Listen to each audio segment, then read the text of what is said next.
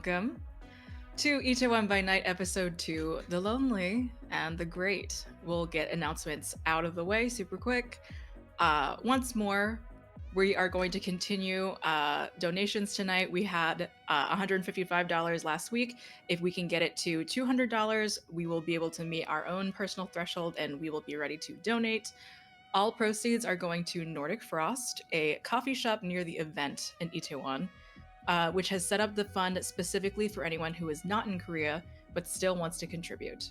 They are donating 100% of all their sales to helping victims' families, and I think they are approximately still just about under $1,100 out of a $250,000 goal. If you scroll down and you check out our cute little donation menus, for $5 you can allow one of these wonderful vampires a reroll on a rouse check, $10 for a feeding opportunity, and $20 for a flashback. And reminder, when you donate, please make sure that you delineate which vampire is getting which goal. Meet us after the break for Going Crit RPG announcements. Content warnings for tonight are the usual: substance use, emotional and memory manipulation, disappearances, and other dark themes. But specifically, please keep in mind we will be talking a lot about cults, corpses, and slight gore. To introduce myself and then going on to the rest of our cast, I am Josephine and I will be your storyteller tonight. I'm at Scary Dog Friend on Twitter and most things. I'm going to pass it over to Youngles. Hey, I'm Youngle/Jen, she, they pronouns. I'm playing Wendy, who's also she, they pronouns. And you can find me at Jen Geeky on Twitter. Amazing. Hamna. Hello, everybody. My name is Hamna. I use any and all pronouns. You can find me on Twitter at @shahid_. And today I'll be playing Cerise Shaheen, who uses they, them pronouns, who is a Ventru. And I will pass it over to my sire, Jay. Hello, everyone. My name is Jay. I use they, them pronouns. I'm on Twitter at NalaWoo. And tonight I am playing Viridian Song, who is also a Ventru and is, in fact, Cerise's sire. Now I'm gonna pass it to Fabian.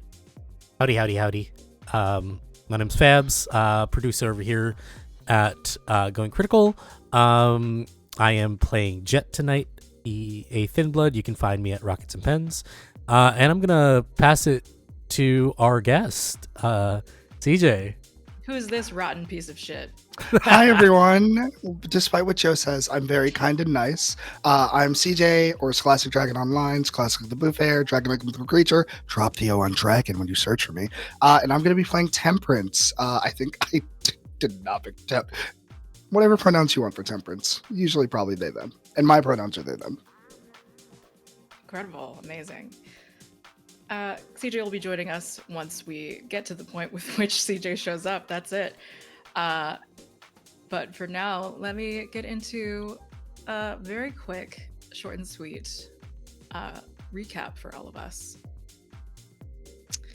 So, 4 vampires of the Itaewon streets and neighboring districts find themselves under the employ of one of the territorial leaders. An investigation is underway to discover the killer of a young man, retcon named Kangmin Kim, who was found exsanguinated and dead inside a historical landmark, the Bugundang Shrine, the government office deity shrine that is only open twice a year. Our strange coterie on the case is made up of Jet, the thin blood orphan, a charismatic drug dealer who specializes in topical stimulants in the form of stylish stickers. Cerise Shaheen, the Ventru fledgling, a devious defense attorney with a taste for the blood of police officers. Wendy, the caitiff orphan, a skittish private investigator with no last name or personal records, and an envelope full of pictures and information about the Itaewon bigwigs. And lastly, Viridian Song, the Ventru Ancillay, the suave CEO of their very own Song International Shipping Company, where they make under-the-table deals for a good price, as well as we said, Cerise's sire.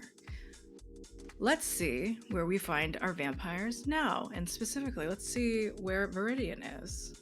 Viridian, can you describe your haven a little bit? Where do you wake up? That's a great question. What's the name of it again? Hold on. Where was it? I did. The write it tree modge. down. It's fine. The Asterium Soul Penthouse? Was it that one? Okay. Viridian Song, Haven, is a beautiful penthouse apartment located at the Asterium Soul Penthouse. We went actual apartment hunting to find this place. This is a real place in Seoul. It is a very modern place. I believe the interior design is greatly inspired by the Icelandic style, a little bit of mid-century modern, and lots of dark wood and glass and all that kinds of aesthetics. It's a very large place, and they do have these beautiful floor-to-ceiling windows, but they have been shuttered closed with some very, very well-made blackout. It like slides down to completely block out the sun during the day, as is needed for a kindred like myself. I think... Do you have a coffin? No, Viridian sleeps in a very nice bed. It is, I think like a queen or a king. Like it's a large bed, Got it. and it's got those. It's like a 4-poster bed, so it has like the drapes that you can close as well. And so canopy. I think that's what it's called, a canopy Yeah. bed. And so they sleep completely in darkness in this bed.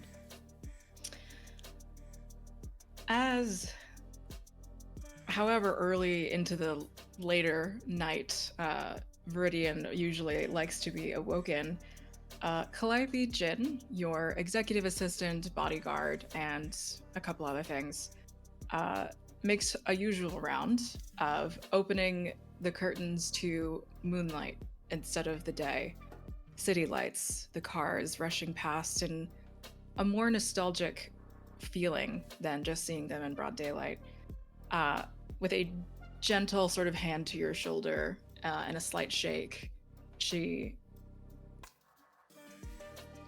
very nervously, I think, just continues, hey, hi, hello, good morning. Good morning. Ugh. And I think like Viridian shifts their body a bit as they slowly open their eyes, and they stretch out their back and eventually sit up in the bed, careful not to disturb Cerise, who is laying next to me. Perhaps that's also part of the reason Calliope is a little bit nervous waking you up this time. Calliope's eyes just sort of like flickering over every now and then. She whispers, holding onto a clipboard of hers. So I've made a couple calls. They know that we're coming, the warehouse, and there are a few packages for you specifically. But were you hungry? Great question. Should I roll my thing now? Yeah, maybe you should roll a rose check. Maybe I should have asked you to do that. Roll my thing. You said I get advantage on these, right? Yes, you do. I do get advantage on these. Good, because that was bad. Oh, okay. I'm hungry. Okay, cool. So hunger too. Yes. Oh Jesus Christ. To that question, Viridian, Calliope can watch as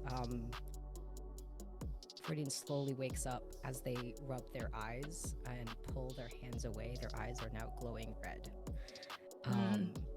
and they look Calliope directly, making eye contact, and Viridian says, "Yes, just a little. Just a little." Calliope, I think, subconsciously touches maybe her collarbone and nods. I don't. Did you want to go to a different room? I need to get dressed for today. If there's anything else, any more messages you have to give me.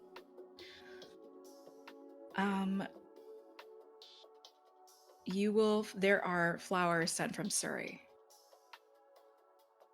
Oh, very good. Thank you. She nods, And and I think yeah. Viridian just gestures with a hand to dismiss her. Okie dokie. And I think after this, Viridian looks down at Cerise, and then just very quietly slides out of bed and leaves like that little bit of curtain open to get out, and just leaves it open, and they go around into a very large walk-in closet to start getting dressed and all of that. And I think like once I walk out, on my dresser there's like this beautiful bouquet of flowers, and Viridian just kind of pauses to look at them, and she leans down and smells these like fresh, beautiful, probably roses, honestly. Yeah, I was gonna ask, what's your And favorite flower?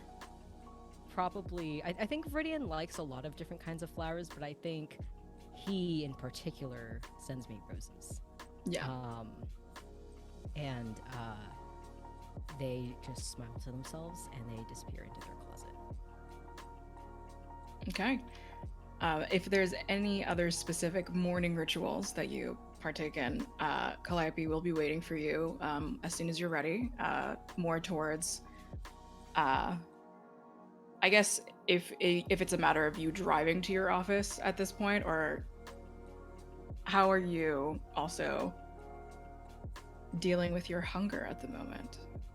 Yeah, I think Calliope knows that I have a couple of people kind of on retainer for sources on which to feed. And upon Viridian telling her, like, I'm feeling hungry, I think it would be Calliope's job to just call one of these people up. Got it. And arrange a meeting. Okay. And that's one of my herd vessels, I assume.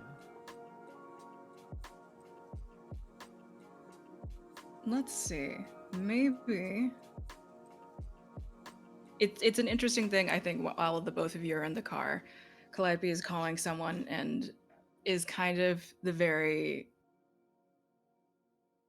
toxically kind of sweet kind of, yeah, definitely, we are very interested in this opportunity with you. If you wouldn't mind coming down to the office, we would like to arrange a few things. If you wouldn't mind also meeting Viridian themselves. There's a little bit of like a surprise noise on the other line of like, they want to meet me? Are you really? And Calliope is like, yeah. Looks back at you in the car, Viridian, and smiles, having set you up with some corrupt person throughout Itaewon. There's bound to be something. Delicious. Did you want to like act that out, or are you going just straight to the warehouse? I'm okay with skipping the feeding scene. I think it's a very typical scene in Viridian's life, as they do have a herd of people. All of these businessmen either work under them or work for other companies that have partnerships with Song International, and Viridian arranges these business meetings where they will talk about business, but then, you know, Viridian's side of the deal that they demand from them is the giving of blood, and that's how they feed themselves. Or that's how they prefer to feed themselves. Got it. Making your way over to one of the many international shipping company warehouses. Kind of upon entering in, it is a standard laborers sort of establishment. There's the assembly lines. There are the many different teams going on. There are two differently colored vested men who are talking and sort of laughing to themselves. And Calliope approaches them. And depending on how far away you are to her as she introduces herself, both of the men stand upright, more upright than maybe that they were. Maybe, oh my god, my brain. Standing more upright than perhaps they've ever. Introducing, saying, "Hi, we are here for an appointment with you, and I've also brought the CEO, if that's not a problem."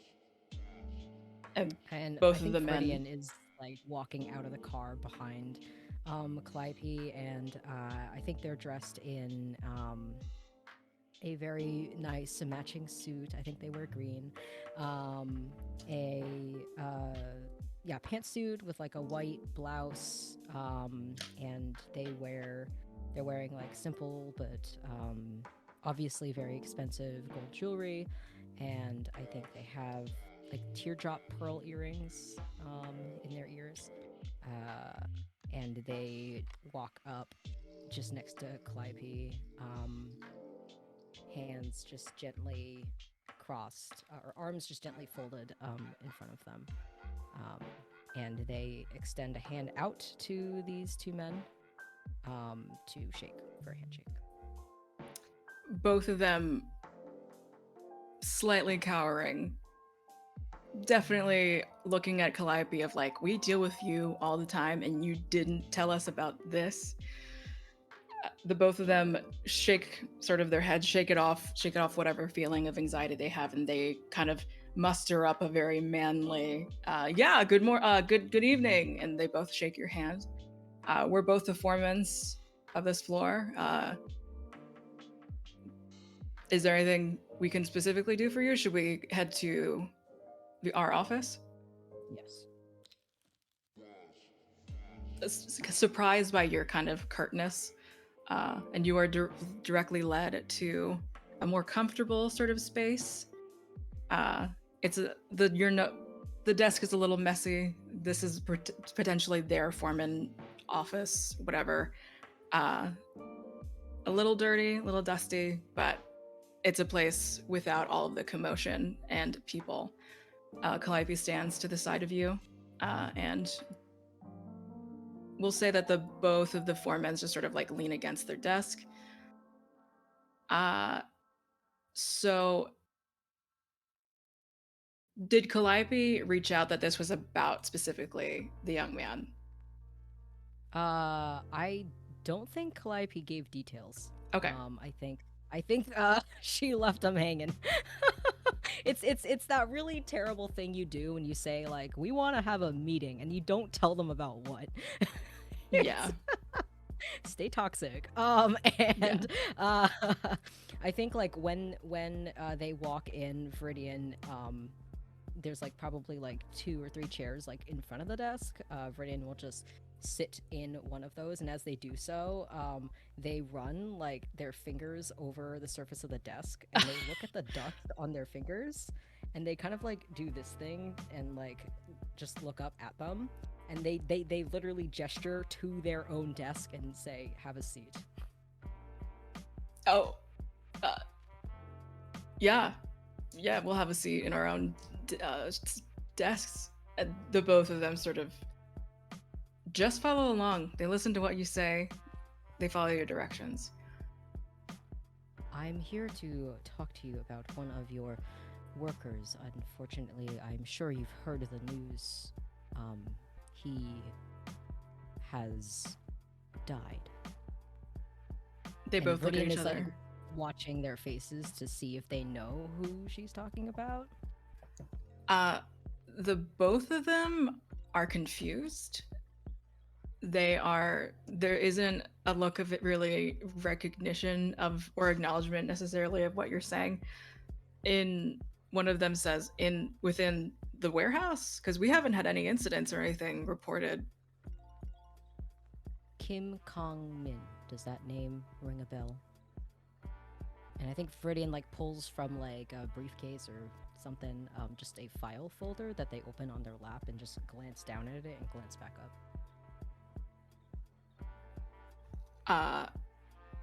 Yeah, that was one of a newer kid, college kid, just sort of. Okay, he was kind of a piece of shit, always late, kind of lazy.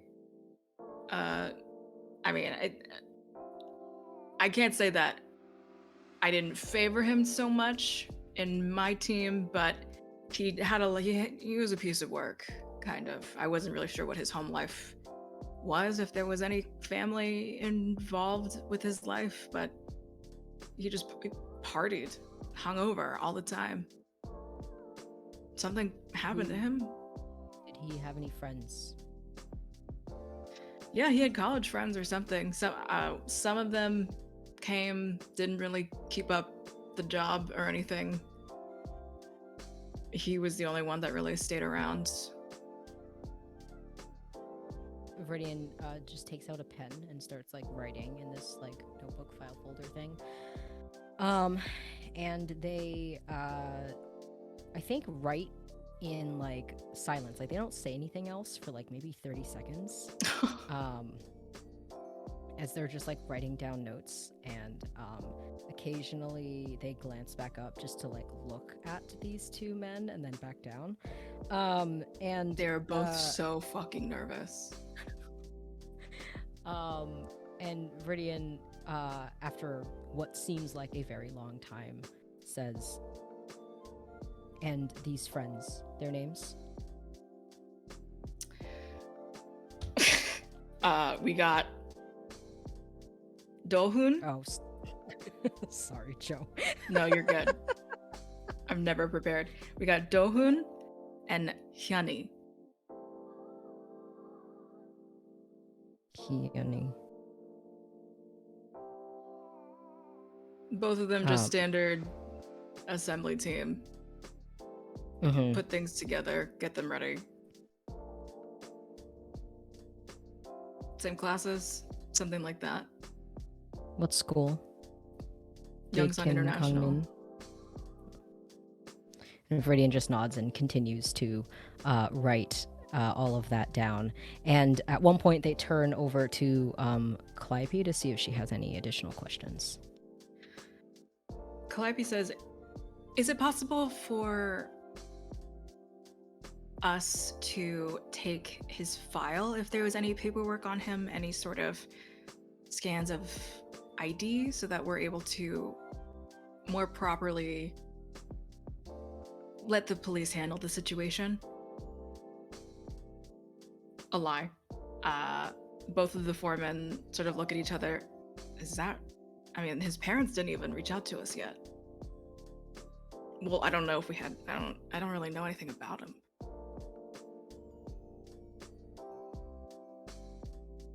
Viridian has been writing this whole time, and she looks back up at them and like looks between them and just puts a hand out and says, "If you have it, I would like his file, please."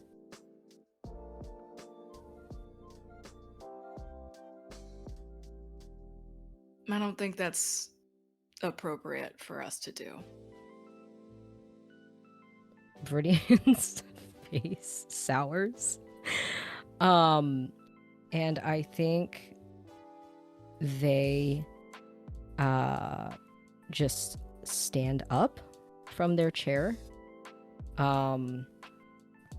and they put like they like just gently like lean onto the desk and lean forward slightly, and Viridian says, "Why not?"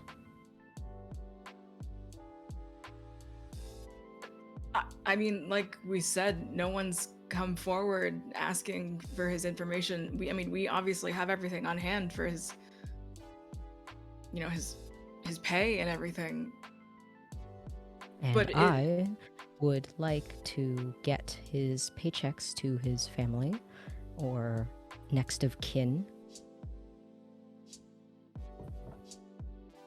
Do you want to give me a roll, or did you want to use something?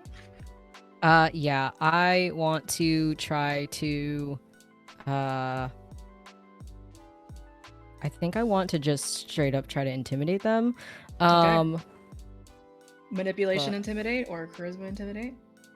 Charisma. So I'm not lying to them. Right. I mean, it is a little sus, but like I am the CEO, so Why does the CEO want a dead boy's information? yeah, it's a little sus.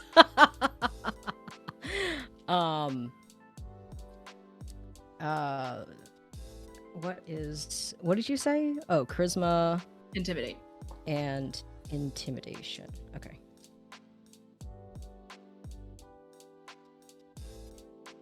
Ooh. Wait, 6 or over is good, right? It's 6 or Mhm. over? Okay. Then that's 1, 2, 3. That's 4 successes, and one of the successes, not the hunger die, was a 10. Word. Okay.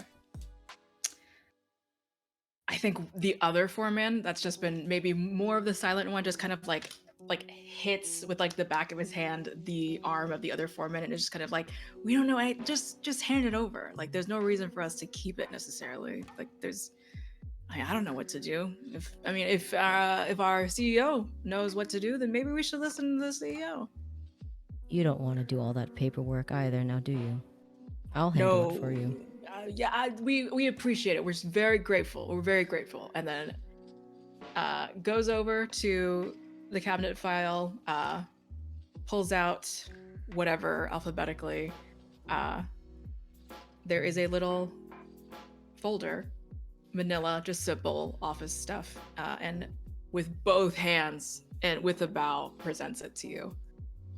Viridian takes it from him like a little bit too quickly and a little bit too briskly, Mhm. and just hands it just over their shoulder to Calliope for her to put back in the briefcase that's just like sitting Yep. by the chair that I stood up from, and Viridian just gives him a very like plastic smile, and she says, "Thank you for your cooperation." And I'm gonna look something up in the book really quickly. 1 second. Cool. I know numbers. Totally. What are we looking for? I'm looking for one of my disciplines.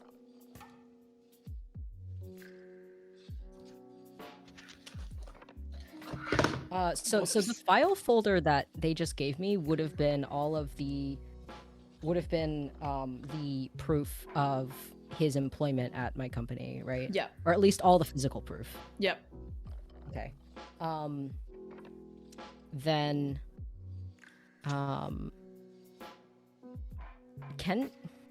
so I know that these powers require eye contact. Am I able to do it on 2 people at once if I am like shifting it, or would I have to do them one at a time? There's something about doing it to 2 people, but I'm gonna tell you I'm gonna treat these 2 dipshits as Tweedledee and Tweedledum. They're both gonna be the same person. Okay. Okay.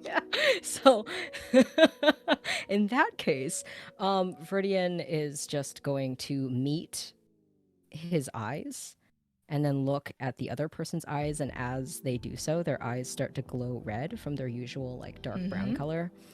As they activate their dominate discipline, and Viridian just kind of like leans forward just a little bit more, hands still like down on the desk, and they say, Kim Kong Min never worked here. You've never heard of him. before. And when you see news of his death in the paper, you will have no recollection of him or his friends. And I'm trying to do my forgetful mind, rewrite the memories. Ooh, I'm just coming. Okay, give me that rouse check super quick. Yeehaw. Is that? Oh, that's a 9. Okay, cool.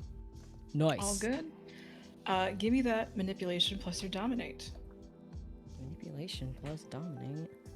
God, there's so many skills in this game. Manipulation. And then dominate is another 3. Wow. That one's cocked. Okay, well.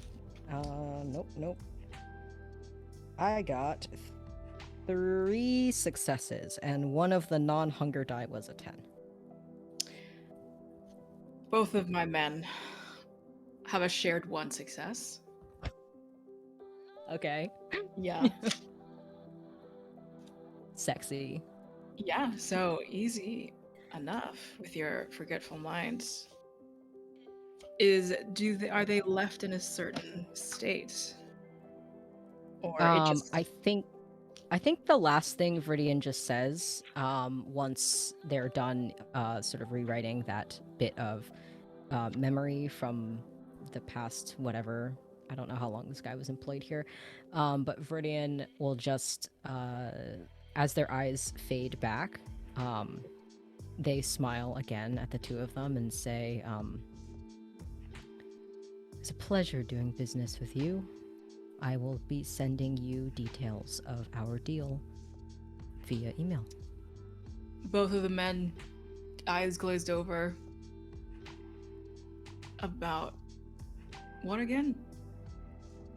And I think, like, as they just ask that, I think Viridian's already, like, leaning down to, like, pick up their briefcase, and they are gonna walk out. Because they're done. Did we do a good job at the meeting? Are we okay? Have a good day. And yeah, I think I'll walk past Calliope and walk out, and if Calliope wants to say anything to them, she can, but Viridian's leaving. I think Calliope is just like, have some more dignity, and then just walks out along with you. Stop being a fucking kiss ass. She doesn't say that, but essentially in her very kind of muted way. So you have the file of a Kim Kung Min. Yeah, and I think like the last sort of like shot of this scene is Viridian getting back in the car with Calliope, and they open the file that they got, and I think they just start reading it. Okay. As all of that has happened, we can't forget Cerise, who has just been just Snoozing. now waking up. Snoozing. Cerise, you are waking up to an empty bed. I think Cerise doesn't sleep in too much longer than Viridian does, but still, they need their beauty rest, perhaps more so than Viridian does. And Cerise wakes up and rolls over on the bed, expecting to find Viridian there, and only finds nothing. And so I think they kind of like confusedly kind of like pat at the bed a little bit, like not looking yet. And then they look over and they find nobody. And then they look over to where Viridian had left the curtains to the 4-poster open. And I think the first thing that they see are the flowers that have been left on the dresser. And Cerise rolls their eyes. It's fucking Calliope. And they get out of bed. And I think they first, like, very leisurely kind of like get out of bed, and they sort of like go over and run their hands along the dresser, and they look over at the flowers that have been left here. Is there a card or something? Yes, there is. You're It's muted, sort of- Jay. It's Yeah, I think there is a card in it. it probably says like in very nice script, like to Viridian, and there's like a little heart, and then the inside it just says you can decide, but then it's signed Suri. A little note of essentially, I miss you. I won't be able to come up anytime soon, but hopefully, rather, thought I would send these up anyway because they remind me of you. Sorry. And Cerise kind of flicks open the card, reads it, shakes their head, It's like a puts massive it back. cologne kind of wafting. Always hated that smell. And they put it back in the flowers. They put it back nicely because as much as Cerise does not like Viridian's other partners, they're not gonna be mean about it. They make Viridian happy, I guess. And Cerise is gonna just get dressed and do all of the things that they do in their morning. And when they are done with that, I think Cerise kind of like stays in Viridian's house. It's nicer and larger than Cerise's own apartment, and really what they want to do today, they can do from here. So they kind of like plop back down onto the four poster, and they have, I think, like scattered around them, they have a whole bunch of different materials out. Notably, they have the notepad and the wallet from last night that they took from Ethan's older brother. As you are pouring through that, and maybe even before looking at the flowers, also give me a rouse check super quick. Let's see how hungry you are in the morning. In the evening, rather. Hungry. I accidentally Alright. did that twice. We'll take the first one, which failed. Got it. So you are at 2 hunger. That being said, as you sort of gain that hunger, smelling the smell of the other lover, in your head is that purr of Viridian's voice telling you to indulge a different Viridian. Sending sort of, I'm not sure if, not that you can feel goosebumps, but perhaps a voice you haven't heard in a second. And Cerise hears this voice, and I think they kind of like twitch their head a little bit. They never like hearing this version of Viridian. It's not the Viridian that they know. It's not the Viridian that they love. But it's a Viridian that's enticing in a way that Cerise doesn't particularly like. It's a Viridian that they can't say no to. And so I think they kind of try and like push past command, the order, the suggestion, whatever you want to call it, from Viridian. And they try to just focus on the materials in front of them, focus on the investigation. Got it. We can deal with that later. Yeah, just reading over everything, we're gonna say easy enough looking through the wallet. There's some loose cash, there's a couple of receipts to like convenience stores for cigarettes, some grocery market cards, like ramen places with little punch out cards, and there is also a wife and a new baby picture with a portrait of that older brother, Ethan's older brother, smiling with a new family.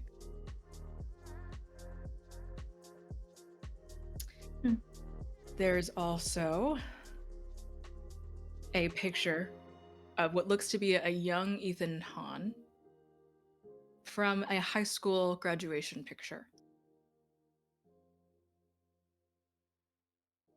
Just Ethan? In the picture? Mm-hmm. Yeah, it just looks like it's a little wallet-sized picture of his younger brother having graduated high school. I see. I think Cerise kind of like flips a bunch of these items over, kind of like tosses them on the bed, like the punch cards, the receipts. They're not important. And when they get to that picture of the family, I think Cerise kind of takes it, looks at it, puts it aside more carefully and more intentionally, and makes a note to try and find out where Ethan's older brothers. Can I get a name? I'm sure there's ID in here. What's his name? His name is Sang-in. Sang-in. So makes a note to find Sang-in's wife and child where they live in order to send them a little something for their trouble. Because as much as Cerise, doesn't feel bad about killing the man, they do recognize that probably the family's going to be negatively affected. So they put that aside and they find Ethan Sang-hyun's picture. And I think this like wave of nostalgia kind of comes over Cerise. It's not negative or positive in any way. It's more so just this memory that kind of washes over them like a river. And they look at it and they remember Ethan from before when they had been together briefly. Anyway. And they pocket that picture, actually. Okay. They keep it. You are now looking through the notepad. Let's see something super quick. I want to make you roll something. What do I need to roll? Give me a resolve plus investigation. Okay. You're specifically poring over the notepad now. Okay. Investigation. So. No extra dice, I assume. No.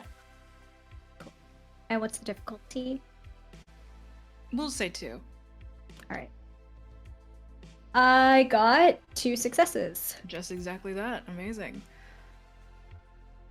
What you get is, the write-ups of the tickets, the like extra paper that makes a copy when you write it with pen and all that.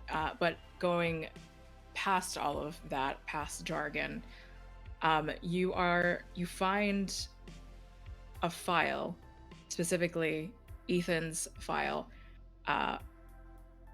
where he was this is the role that you remembered Ethan was going to get with the promotion. This was a celebration, maybe like a copy of the certificate of Ethan becoming the senior inspector of the narcotic and organized crime investigation division. And so you got the job. You're familiar. Got the job. Got that. Sang-in, his older brother, was just sort of a policeman in traffic in the nearby district office. Ethan didn't seem to have any family, but he seemed to be much more successful as far as these police brother duo went.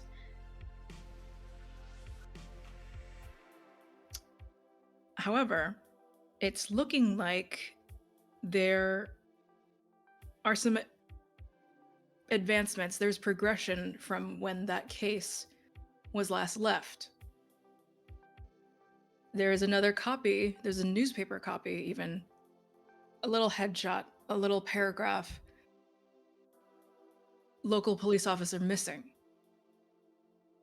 And it's Ethan's picture. Ethan's missing. The person who's currently on the case and who is now the replacement senior inspector is reportedly Ethan's underclassman, a Han Eri. Any relation or that I would know of, potentially from having talked to Ethan before, or? Yeah, this was Ethan's bitchy underclassman who was just stuck up, but idolized him for whatever reason. Followed him a little bit around, kind of couple years sort of before all of the, I guess, when roles were starting to get more serious, when they were not even thinking about senior inspector. And do I know anything about this on Eri, like from any of the cases that I've been on or anything like that? Have I heard of this person before You they have- took on this role? You've heard of this person before. I think you would easily know this person doesn't like you. I mean, who does really amongst the cops and the prosecution? That's nothing new. Okay. But you have well, a picture. You have Ethan's a copy of the certificate of the promotion. Okay. Well, I think Cerise kind of pockets this, the little notepad that has all of this information in it. Just kind of tosses the wallet with all of the like unimportant, irrelevant contents just kind of aside. And they head out. And I think today, Cerise's plan is to go to the precinct, the Yongsan District Precinct, and to figure out who is on the case for the student that was exsanguinated and found at the temple, or found at the shrine. And in addition to that now, I think Cerise also would like to know about Ethan's case, about what happened there. I wanted you to do a very unconventional roll for me. Just roll a d10. Okay. I'm scared. 7.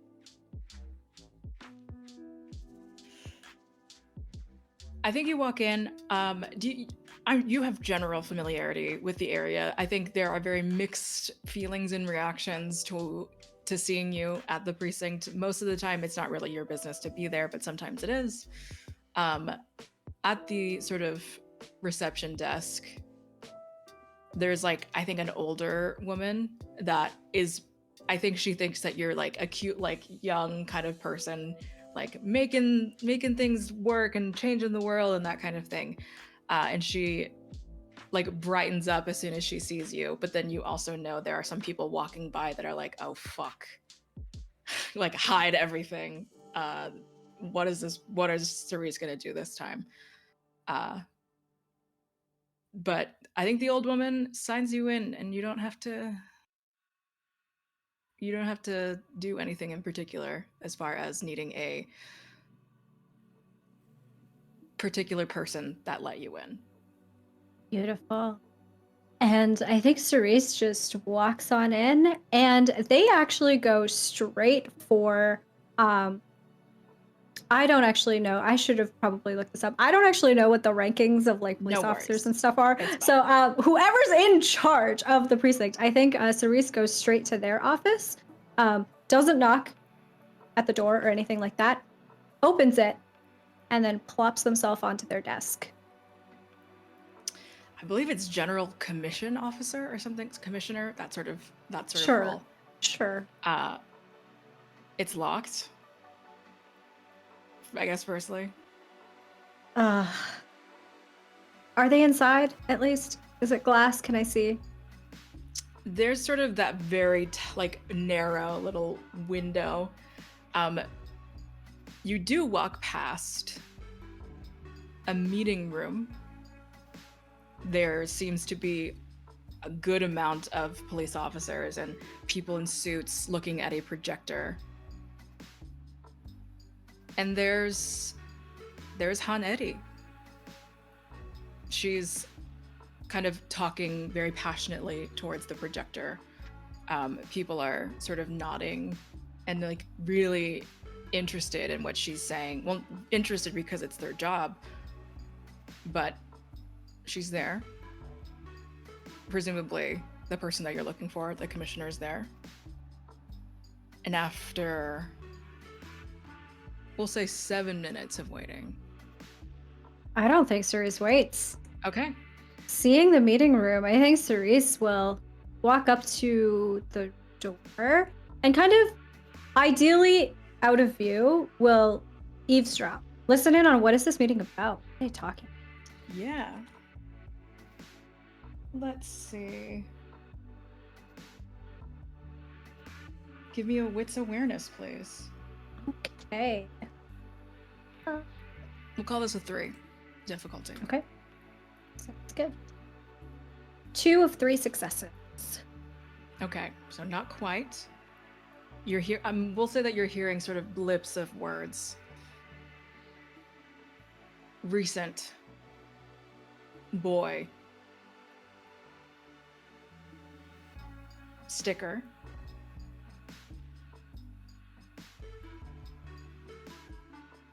Just kind of, there's a lot of reiterating that this was a young person, party, what happened, that sort of thing. And it looks like now there are people being sort of divided into certain groups.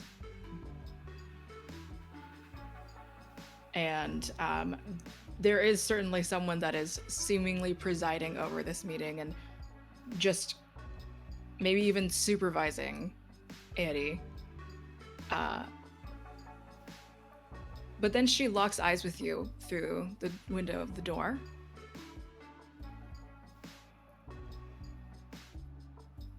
And I think you can hear at this point, thank you for coming.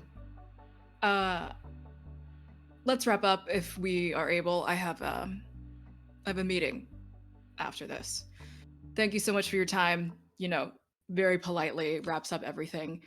Storms right towards you and takes your shoulder and starts to just walk you towards her office. Oh, you could take me to dinner first, you know? She just shoves you into her office and slams the door behind her. Han Eri is a brown-haired, like, clearly slightly dyed, bleached but not too bleached, that sort of thing, like brown blazer, very sort of minimalist, sort of chic thing going on, high-waisted pants, but with a very like traditional Korean bitch beauty kind of thing, like very like stern eyebrows, strong eyes. There's a resting bitch face to her that certainly has made a reputation for her. And her forehead's just a little bit big, and she's a little bit self-conscious about that, but she's a beautiful, beautiful gal. She points her finger in your face. Why the fuck are you here? What, I can't come and say hello? I mean, if you want to rough me up, you know, you can do that later, but I thought we could chat, maybe. What is it? What is this about? Do you have a case? Do you have a meeting? I do, actually. Well, I don't have a meeting, but I do have a case. I have a couple that I'm interested in, now that you mention it. And I believe you are involved in both of them. Lucky us. Any that you have authorization for. Oh.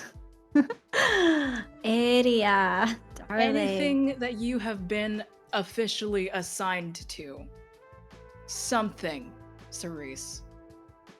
I have been officially assigned to many cases. You know that. Come on. You can talk to me. I hear that you are in charge of, or well, I don't know about in charge of. You can tell me about that. But I hear that you are involved in the boy that was found recently at the Boguntan Shrine. Is that so? Yes. Mysterious one, isn't it? Found with no blood in its body. It's kind of weird. People don't really do that normally. Have you And looked you at the would body know. yet? I mean, I like to keep tabs on all of the good work that you do down here. This one is weird, isn't it? It is. Have you looked at the body yet? I have. And I think Cerise at this point like moves away from the door and like walks around Eddie and sits on her desk.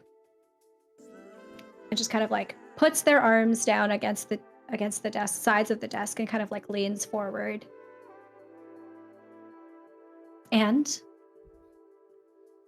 Nothing I care to tell you about. Unless you become... Oh, sorry. This would be so much easier if we worked together, Eddie. You know that. Unless you become a consultant for this case for whatever fucking reason, which I won't allow to happen, then I'm not telling you anything. Are you offering me a job? No. Oh, but you haven't even heard my answer. At least offer it. What are you doing here? Okay. Did you come to rub it in my face or something? No, I'm actually here about, and Cerise will pull out the newspaper clipping about Ethan's disappearance and about Eddie replacing Ethan as The senior inspector. senior inspector of the narcotics and organized crime unit. And they are just gonna kind of like toss it, probably at Eddie's feet, to be honest, because I don't think there's any surface in between us. She like held her hand out and it just flutters down to the floor. Picks it up. I'm actually here about that. And I asked you, are you coming here to rub this in my face? That he's gone. And you're happy about that? No, I'm not happy about that. I torn up about it, actually. Eddie, come on, you know Ethan and I were close. Close. Yeah. We were inseparable for a time. I just want to know what happened. He fucking disappeared. And you are now sitting in his chair. Are you thinking that I had something to do with it? Something that my friends? Don't put words in my mouth, darling. I never said that. I simply want to know what it is that you know. Look, from what I remember, you loved Ethan. Loved him like he was what? Brother? Friend? I don't really care. But you did love him, so you must care what happened to him. I care what happened to him. Maybe we could put aside whatever this is and find him.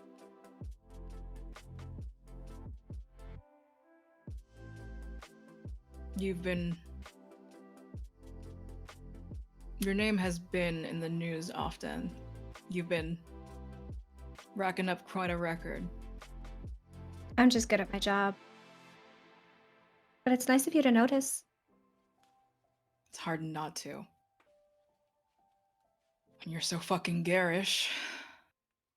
And it looks like she is considering. And if you want to give me a check or if you want to do something, why don't you give me a charisma and I believe it is persuasion. Can I add my 2 extra dice from my stunning advantage? Of course. Hell yeah. Okay. You said this was persuasion? Yes, charisma persuasion. Beautiful. I get 2 extra dice for being pretty. What's the difficulty on this? This is gonna be 3. 6 of 3 successes. Yeah, got it. She looks at you, sighs.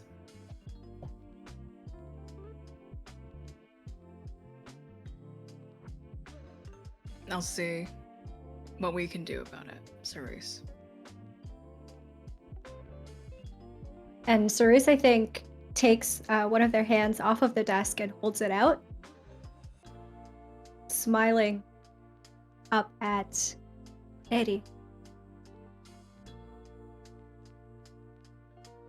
She puts the newspaper clipping roughly back into your hand and then leaves her own office.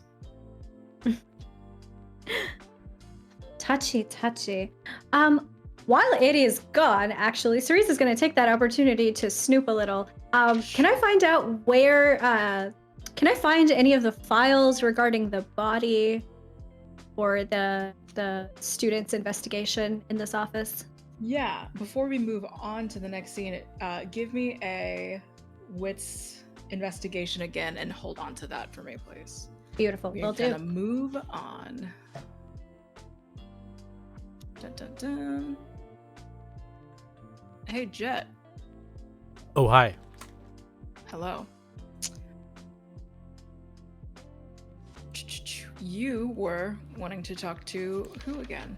I guess we're rewinding from the night prior.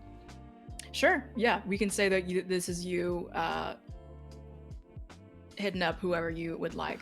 Exactly. So, as I walked out of the room from the previous night, after being irritated from just being in the sheer presence of Ophelia and Debbie, I book it to Rie. Mm-hmm. Me and Rie have a rapport, I would say. Mhm. Whether it's positive on just one side or she finds me as useful as I find her. I try to strike up a conversation during like this whole party before everybody like starts to leave. I think easy enough. I think she is just sort of moping, maybe not moping, but like brooding kind of against a wall as she is on the phone with someone.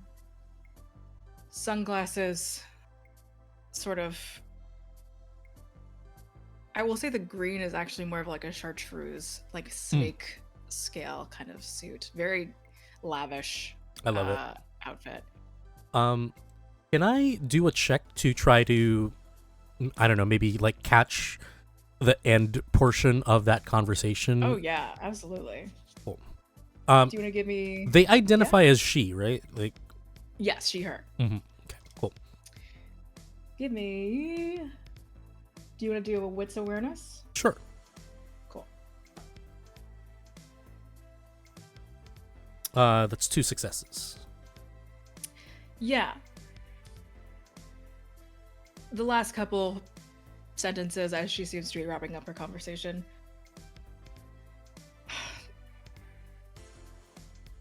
We can't move anything. We can't push anything. This is just very convenient for them, isn't it? Right. She seems to flinch.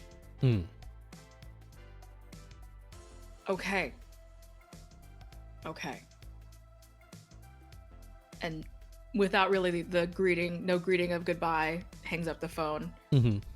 And just kind of like massages her temples. And I kind of like cock my head to the side to like not standing entirely in front of them, but kind of making my presence known. In say Trouble in Paradise. Oh, fucking thank God. Do you have any drugs? And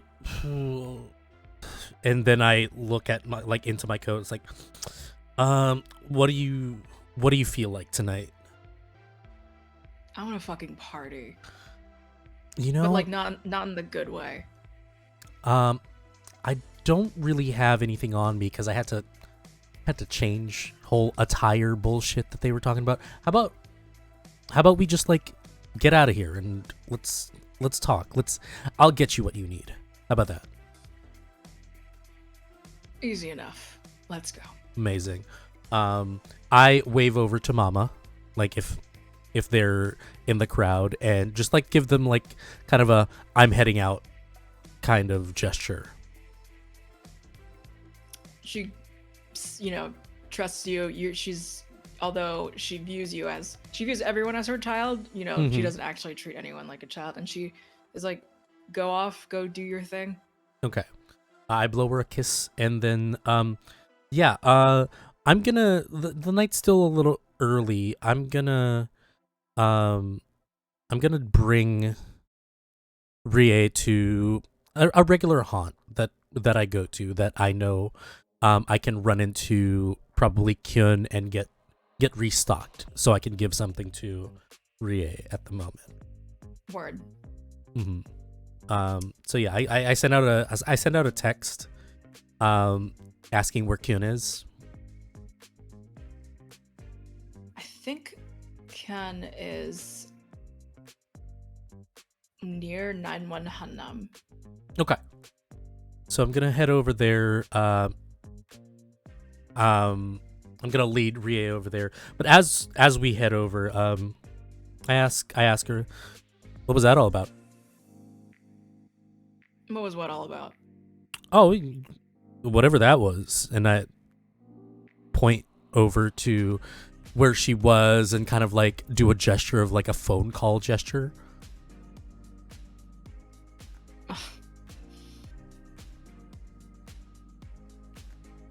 Let me ask you a question, all right? Anything. For you, anything. You're a businessman. Yeah. How do you think you feel when there is a community consensus to essentially stop a huge portion of business?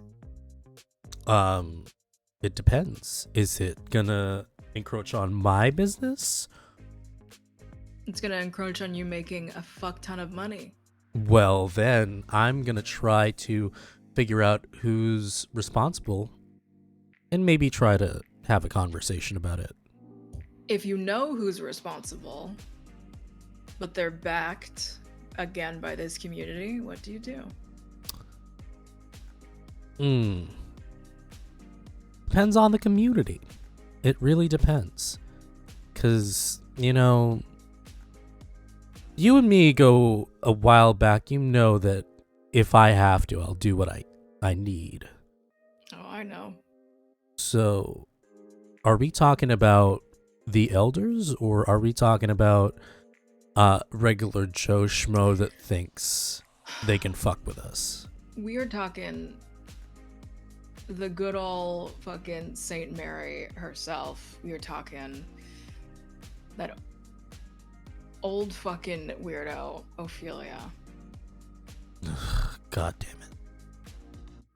Oh, what's she got? What's she talking about? No, I mean, yeah, it's very convenient for them to not only systematically attempt to stop my business from happening outside of Itaewon. They're also having a lot of fun buying out my fucking lots. Ooh, that's not good. And they're saying to call a truce after weeks, months of pulling this shit off, cornering me specifically. That's frustrating, I'm sure. But here, look, I don't know if you know what's going on. I don't know what the fuck anything's going on. I just want to be fucking high right now. All right. And I assume we arrive. Sure. Yeah. And you see us get greeted by this 19-year-old kid, very lanky, gangly kind of like build. He has that like very like the mid part kind of like K-pop star haircut with like platinum coloring with a bit of highlights, and I wave him over and it's like, yo, what you got left? Kyun comes around.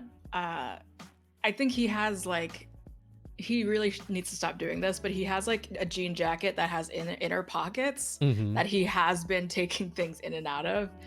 I have a solid sheet left. You got anything? That's not gonna do anything for my friend over here. You got I don't know. You got some coke, heroin on you.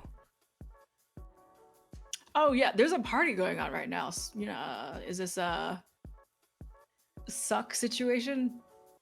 I shouldn't have said that. I'm so sorry. Yeah, buddy, don't. No, give me a little bit of what you have, and like I'll let you have your fun. Somebody's on something up there. All right. I look over and it's like, do you want to take it? Do you want to take it raw, or do you want it filtered?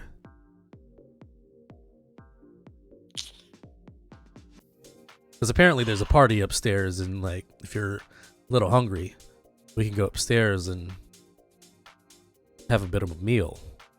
You children do me well. Of course. Let's get some filtered. Awesome. Yeah. Hey, Kian, how about you lead the way? No problem. And then you are led into 91 Hanam, one of the more expensive party condominium rentals, penthouses in Itaewon. There are built-in party rooms, pools, recreational rooms, Okay. incredible views of the city. And you are led into what seems to be a clear penthouse party with DJs, disco balls, lots of drinks, lots of people that person is definitely on the news for something, is some kind of entertainer. There's someone's agent. Certainly a very... Who knew that this was happening? And certainly it's an inner circle situation thing. Because there is also cocaine. Okay. I let Brie lead the way, of like if they have a type. As me, I only need them to be sober. I don't know if Rie has a particular hankering, a taste, a kind of temperament when it comes to who they feed on. So I let them lead the way. Rie is like, that one. Let's go. I'll if you want me to make a roll, like a persuasion or like a leadership, what would you like me to roll?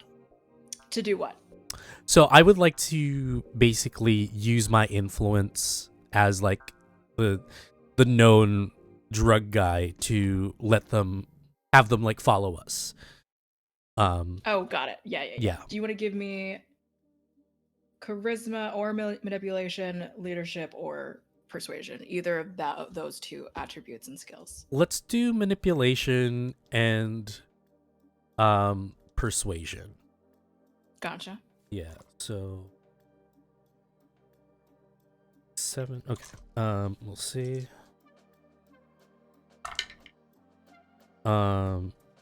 Okay, that's a 6 successes with a crit. Beautiful. 3 people, like sort of varying ages. Certainly it looks like a random assortment is going on.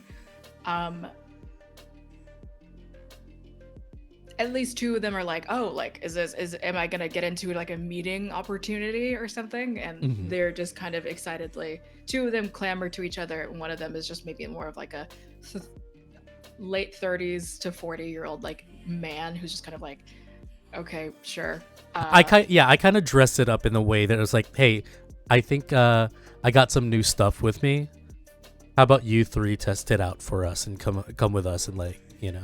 Cool, we have no self-preservation, and then they follow a bunch of strangers into, we'll say, like a very nice bedroom.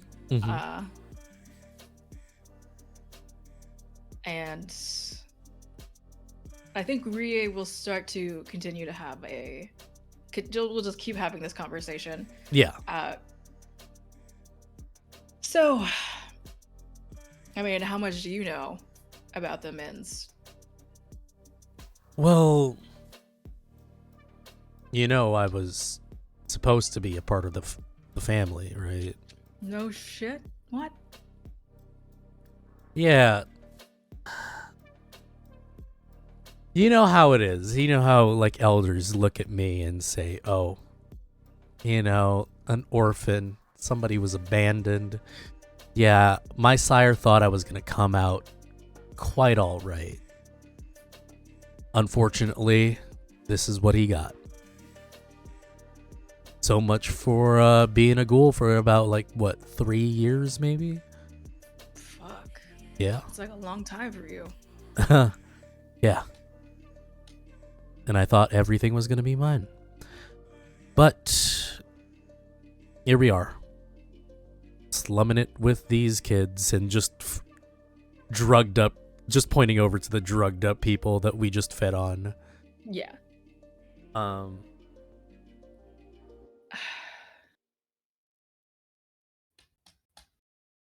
But here, I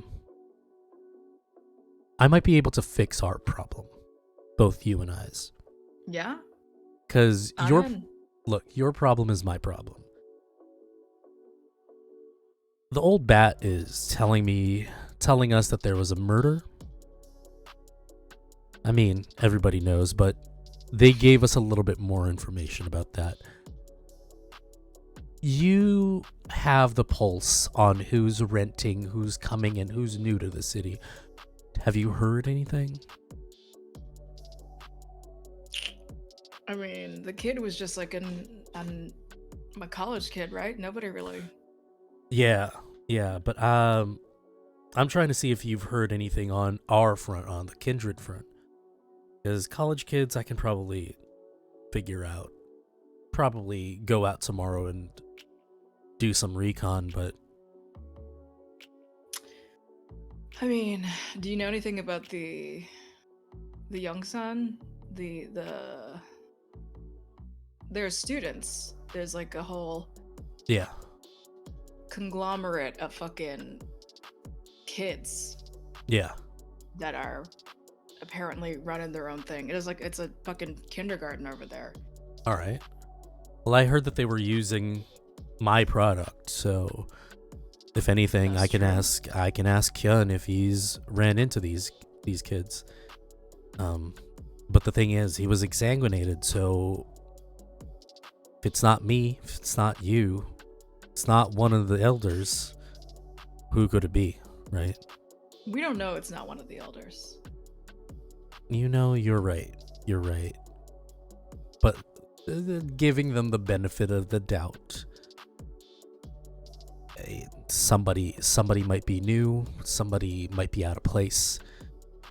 And if they're from elsewhere, I'm fucked.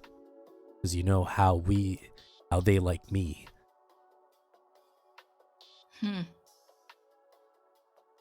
Harbinger of doom and all. Mm-hmm. And it's beyond me that Ophelia is even giving up any information to you because I don't know, they're weird Catholics over there. Yeah. But hey, that means good for us because we know something.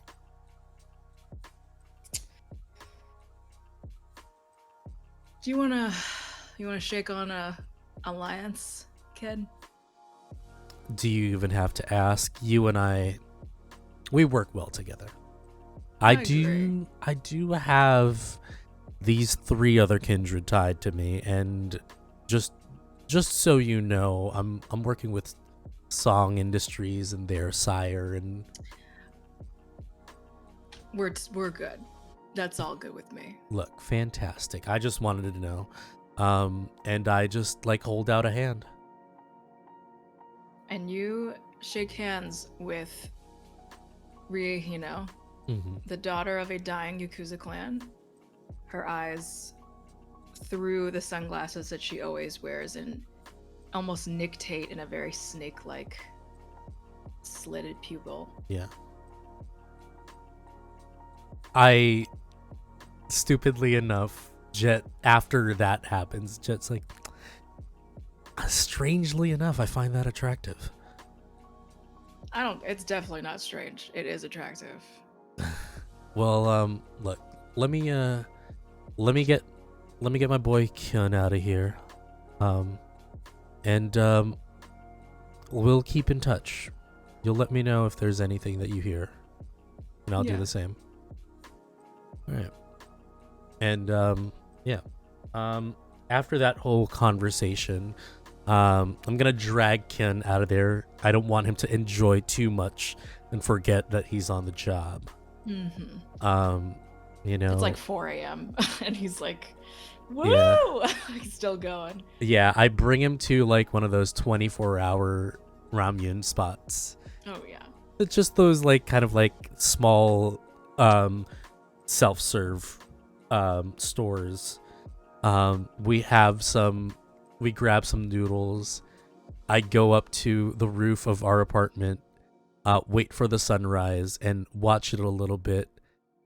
Take a little bit of burn and just, call it a night.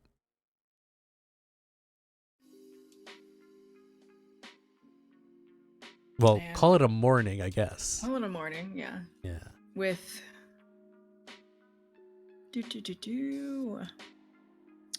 yeah, with that being said, I just want to ask y'all also, asking for an O, if y'all don't mind if we finish up with Wendy and then go on break. I am good. You good, Jen? Yeah, totally. Awesome. So Jen, Wendy rather. Party what are lights. What are you up to? Wendy is after meeting up and kind of learning what was happening, Wendy just made their way back to the shrine to see if they could talk to the custodian, but on the way they are calling their real life blood kin, their niece, just to kind of give them a heads up that there might be bad people in the area and to kind of keep watch on themselves. Okay. Do you do this the next day so that it's like not 5 a.m. when you're calling? Yeah, I'm Okay. respectful. I try to be. Cool. So just presumably just kind of like later in the evening, you pick up the phone and it is a bright young voice of a 19, 20-year-old Hayne, your niece. And she answers, "Oh, hey, Wendy. Hey, how are your studies going? How are things? Oh, I mean, there's this one sort of class, and I don't know what you, if you've had this one math or whatever, and she kind of like goes through like, yes, you are an architecture major. Yes, you have to be good at math. And she's just kind of like complaining a little bit with you about that. And not that it's clear to anyone else outside of this phone call conversation, but Hayne does not know that you are blood related. No, not at all. Han thinks I'm just a very benevolent upperclassman who's taken an interest in them because they also majored in architecture things. Mm-hmm. Absolutely. Totally did that. I mean, but anyway, is there anything new with you? Are you heading to like a party or something? No.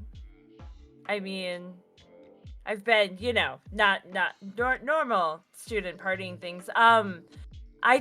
There was some concerning news in the area. I overheard, some other students talking about potentially maybe a serial killer or something. So I just wanted to let you know to kind of like be on guard in case you go out with your friends at all. Oh my god.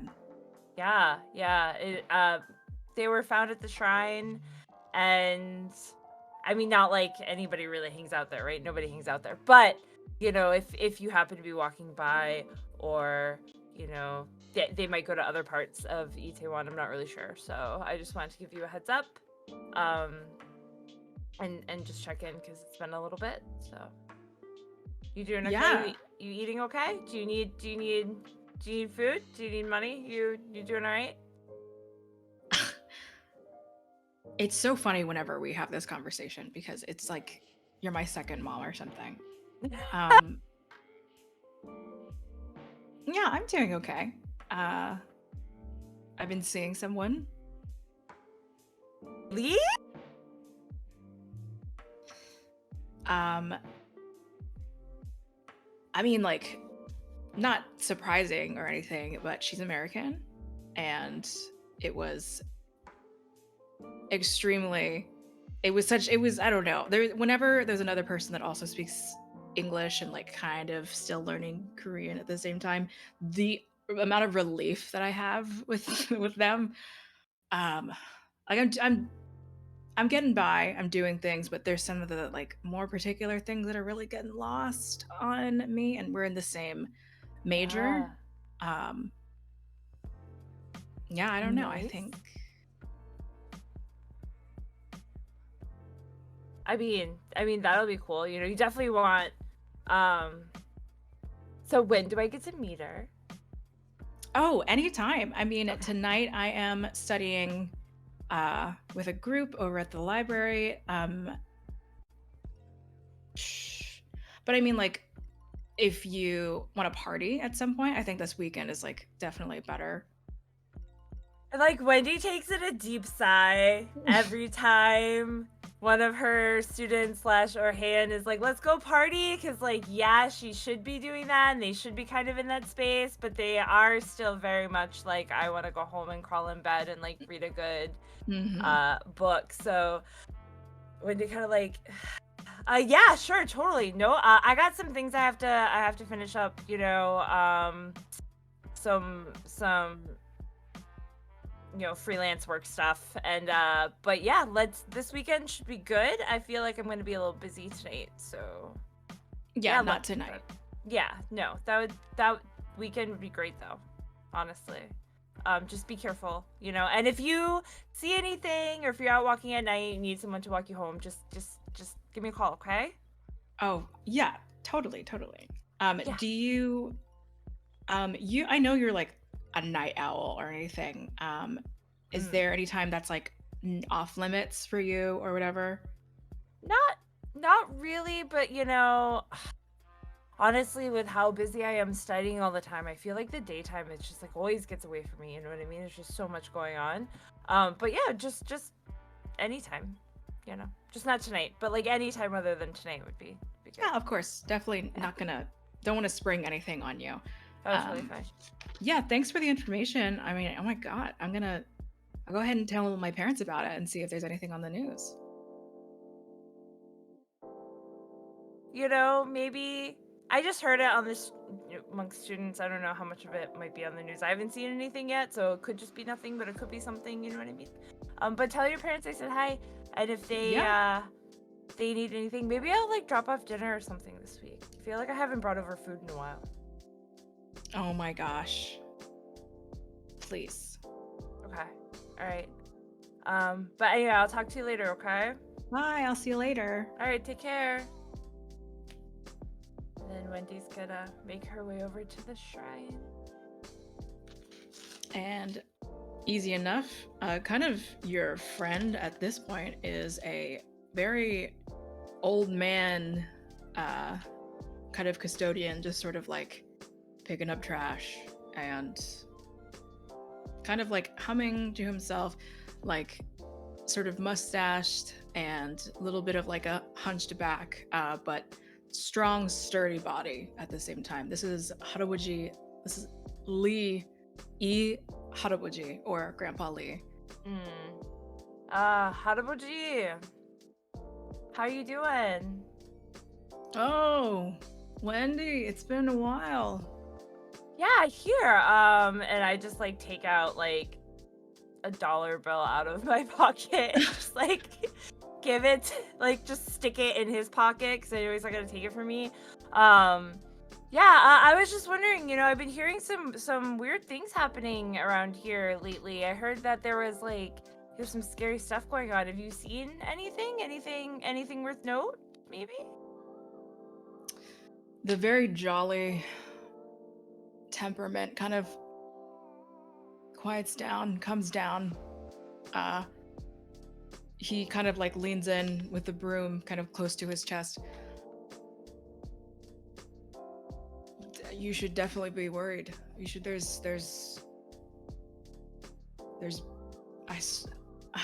don't know if there's anything that I can say, but they found someone dead in the park 2 nights ago. I found it. You found it? Oh my gosh, are you okay? It was, I've seen a lot in the park, but I don't think I've ever seen a young person in that state. I say that. I'm still fine to work. There's no problem with that. But I recognized him. Recognized him from where? I would catch him around the time that I saw him, or 4 a.m., something like that. Usually you're around here as well. I've seen him before with his friends, taking pictures and drinking around outside the shrine.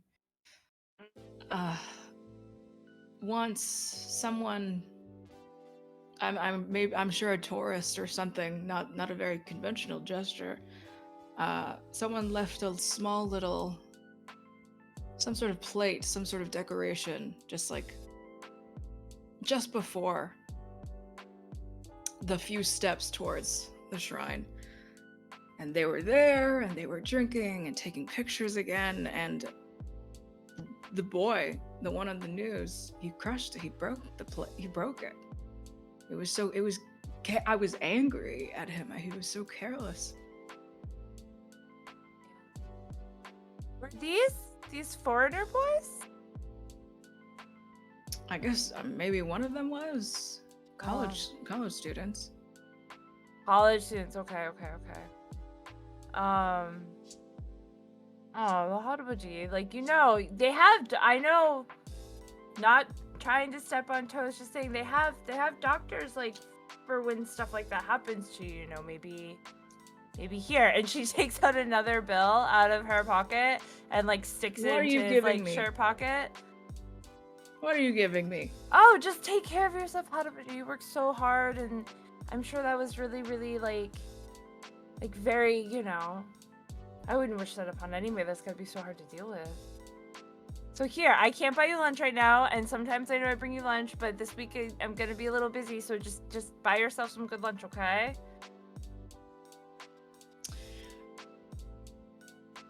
Is not gonna say no. Is kind of sighs, and it's just I can't say no. I can't say no to you. Be careful. Don't walk at night alone or anything. I'm gonna see if there's someone that can come with me on these shifts. Usually I like the morning, just by myself. I have a friend who might be able to help, and maybe I can see if he can just come hang out while you're working. He won't bother you. I can just make him stand over there by that tree, not say a word. You have someone who's gonna just do that? Who's just gonna watch this old man do work? In a creepy way like that. I just mean to stand guard in case something, and Wendy's thinking Tedos are a bunch of favors anyway, and if it's gonna make this dude feel better and more comfortable working and get him to kind of get out of their hair when they're trying to invest to hang out with the song industries and stuff, maybe a distraction for Ted might be a good thing. So Wendy's gonna be like, no, it's okay. Let me give him a call. Let me see if he's around. And I mean, I know your schedule. I see you all the time, so I'm sure he can come help and stand guard. Was there anything else? Like, there's the plate, then they broke the plate, and then you haven't seen anybody else or anything No. else? Okay. If you think of anything, let me know, okay? If you can pay some respects, I think there needs to be a cleanse going on in the air of the park. Something Yeah. feels very unsettled around here. I don't know. Maybe we should call the Mudang. I agree. Okay. All right. You don't worry, Haruji. I will call the Mudang. I will get my bodyguard friend, and you will buy yourself some lunch. How do you know all these people? Oh, You're not hanging around with bad people, right? no. Of course not. Not at all. You know me better than that. I have a lot of friends, you know? It's that being in America for so long, and Korea's a really hot place right now. Everyone wants to come to Korea, you know? So Some Americans are bad people. yes, you're not wrong at all in any way, shape, or form about that. I agree. I agree. But you know, we don't protest like we used to. Okay, I'm gonna go now. I'll see you later. And like Wendy, Okay. briskly walks away before she says anything else. Any last things for Wendy? Wendy's just gonna text Ted and be like, "Hey, I need a favor. If you could stand by our tree from the hours of this time to this time, these days per week, and just like let me know what's going on. It's a scouting mission, so just, don't say anything to anybody, just be there. That'd be great. I'll buy you lunch on Saturday." Okay. It's literally an O and a K. Undercase. Fucking Lowercase, Ted. rather. Of course. Yeah. Yeah, and then she's gonna start heading back to try to like meet up with everybody else All to right. let them know about the plate. With all of the personal missions to the side, why don't we go ahead and take a break? Please come back after the break. We'll go through some of the Going Crit RPG announcements. And again, we are at... Is there an update for any donations? No, we do not. But No worries. we only have $45 to go. $45 to go, y'all. That is at least 2 flashbacks. And we know how incredibly that went last time. Please stick around for the break. We'll see you in like 10 minutes. Hello.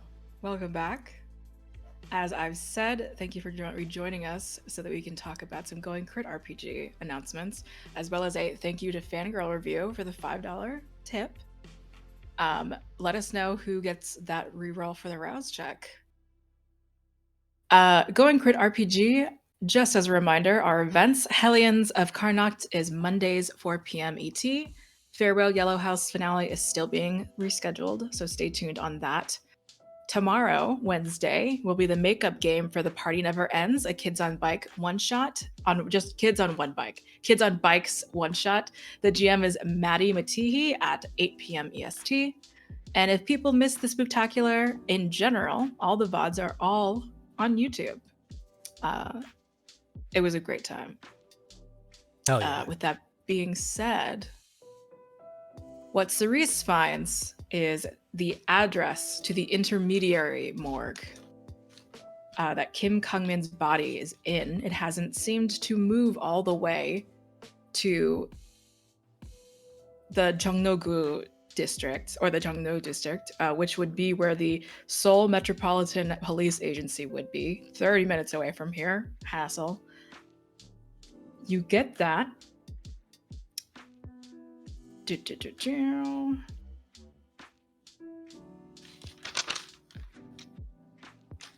Let's see what else. I think It's not a key card, but I think you are directed to the building where you could pick one up. And this is a key card to the morgue, or? Actually, yeah, I think it is. Like, I think it's her key card to the morgue, because your success was over what I needed. So Then I think Cerise will go and get that. all right, we meet our 4 vampires, or are going to meet our 4 vampires back on the same timeline, same day. Jet and Wendy, Yes. the both of you receive a text message. What's it say? Wherever either of you are, in different places or the same place, not quite all together. The text message reads, for the both of you, I know who you are, and I need to see you. Come to this alleyway, and we can talk. Sounds sexy. Uh, so Jet, Jet was in the middle of fixing a concoction that he normally does after he feeds on human food. It's a mixture of a yogurt drink, bananas, kimchi, a little bit of his blood, and he puts it all together and he drinks it. And this basically digests all the food that he has eaten. And actually, let me roll for my alchemy check then, just to be sure that it works. Yeah, it works. Okay.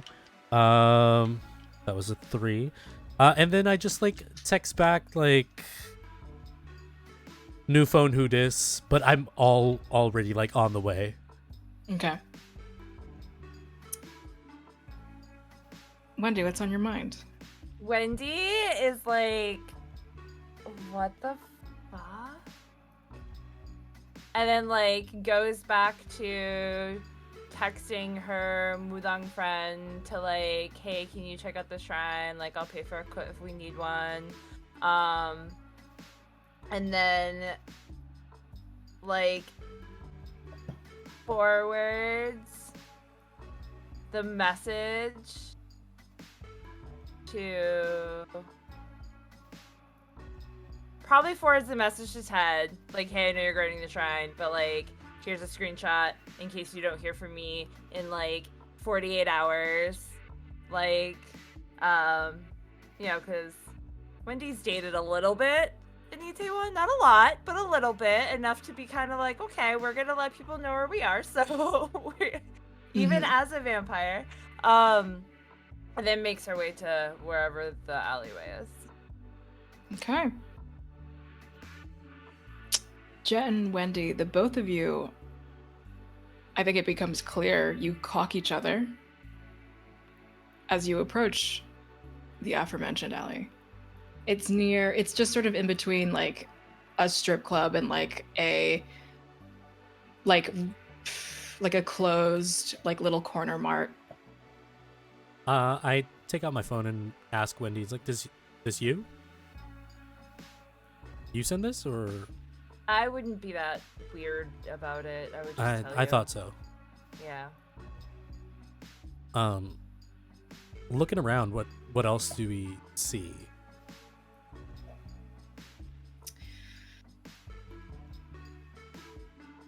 There is like the flickering light of those like the neon visage of like a naked woman and her like huge comically large like tits, and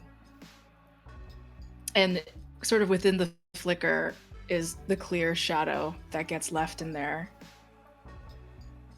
There are like rained on pieces of paper on the ground.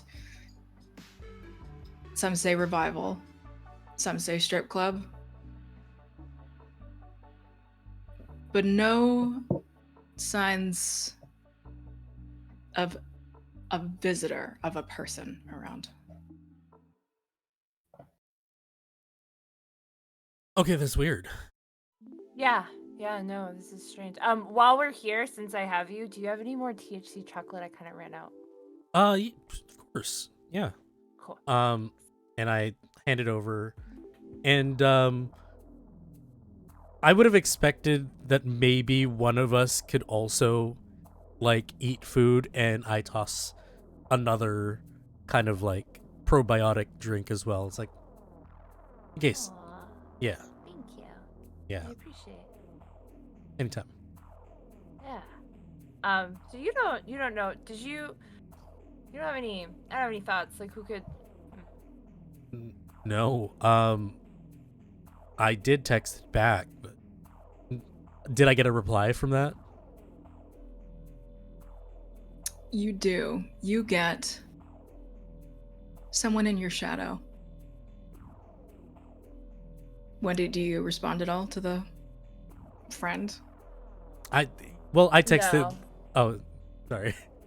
No, you go ahead. I just get frustrated from the reply, and I just like call the number.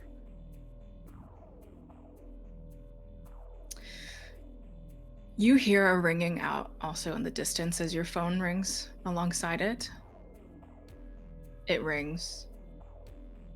It rings. This is the whitest thing Jet will ever do. He's gonna follow. He's gonna follow the ring.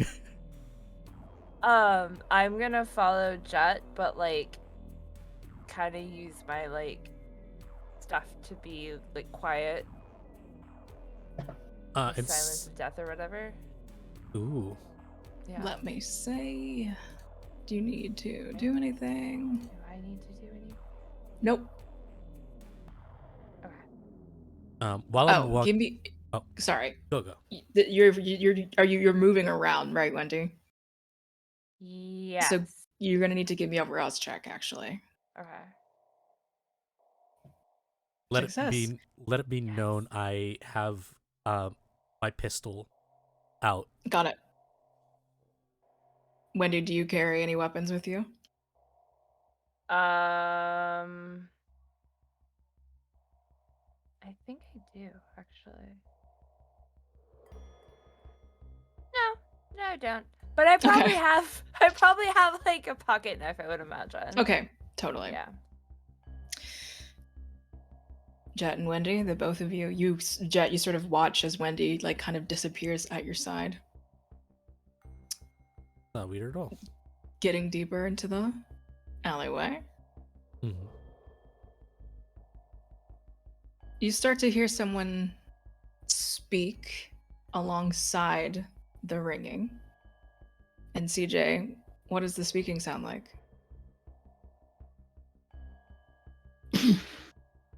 It is a deeper voice. They seem to be kind of humming to themselves, kind of speaking to themselves. I mean, I am sure I'm aware that they are near me, but I think I just kind of allow the eeriness to kind of set in. You're sort of praying right now. Can you tell me some of the words that you're saying? Yeah. I start by saying the end is nigh. Death is holy, and knowledge is sacred. To know is to be, and to be is to know. And to live is the uncertainty. Jet and Wendy, you're hearing a voice just sort of speak to themselves, seemingly. And I think through that, like the stripper, like neon light flickering, walking deeper into the alley, you see the shoes, the feet of The foots. this person. The foots. And as not even a matter of walking closer, a tall person that looks like what, CJ? Yeah. So kind of as they walk in, they kind of like take off a jacket, fold it up, put it on a trash can. They are I'd say about 6 foot, bald, dark skinned, black, very masculine, with just tattoos, kind of like you can see them poking out with an eye patch, as well as I'll say a black suit with red accents today. And they're holding an 8-ball. Jet When do you? begin- Oh, go ahead. Jet just begins to put his phone away, but has the pistol in the ready. Where'd they go? Wendy leans into Jet and is just like, "Careful, it might be somebody from one of those cults." Look, if he does something, just hide in the shadows, and I got an idea. Hey, bud. And they shake the 8-ball. You new here? You good?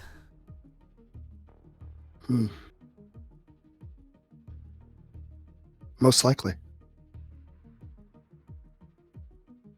I don't like that. Dude, just what's this whole texting thing about? It clearly called the number and it was you. So, And I'm assuming this isn't my phone. No. Yeah. I think you noticed. I think at some point there's like a sort of hollowness to the ringing. The phone's in the trash can, and then it sort of stops ringing eventually. Once, as soon as you end the call. And I look to that trash can and gesture. Not saying a word. And then, as kind of like that silence permeates, do you have any fears? a lot. Kind of a bold question to ask somebody. Yeah, you're kind of triggering some right now. So, Wendy, are you speaking invisible? Yeah. Okay, but gotcha. Still talking. Yeah.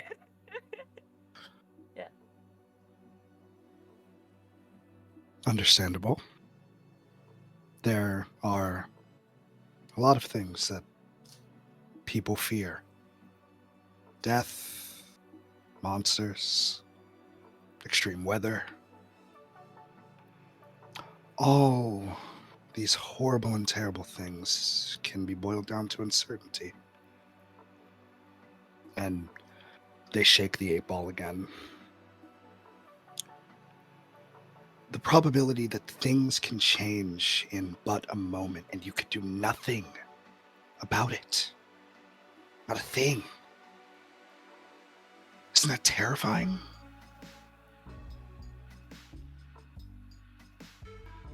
I guess. Look, we got places to be. If this is, I don't know what this is, but I don't like it. So we're gonna head out. All right. Do you know what the most uncertainty is in this world? Change. What'd you say? Change.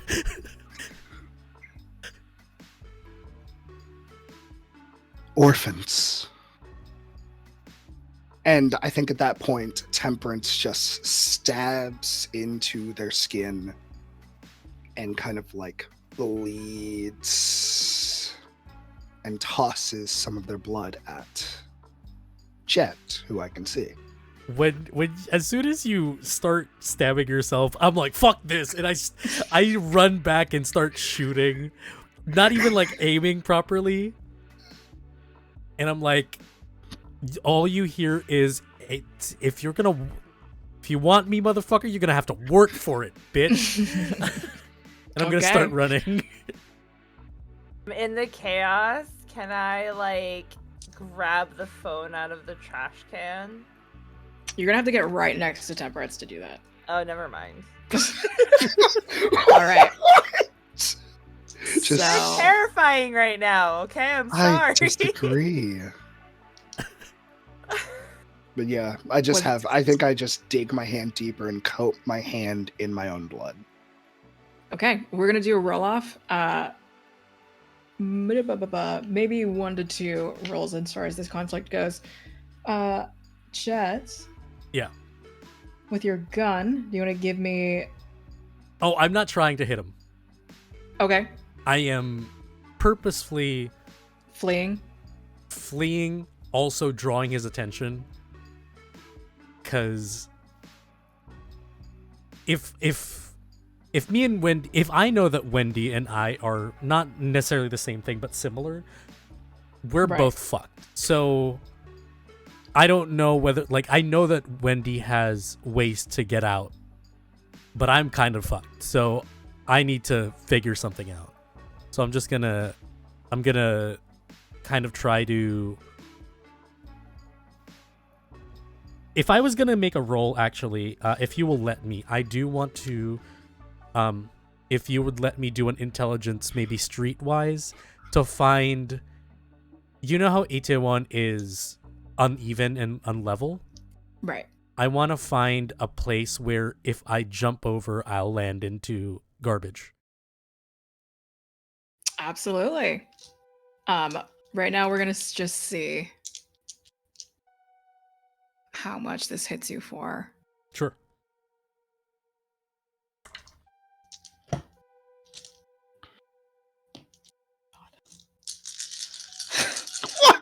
I don't like that. That's a lot Damn of it, dice that dice! you're rolling over there, Joe. Like, Just a little terrified. I'm not even in this scene. just I'm in the my clack, clack, popcorn. clack, clack, clack. It's just Absurd. shaking. Wow. What is my contest roll?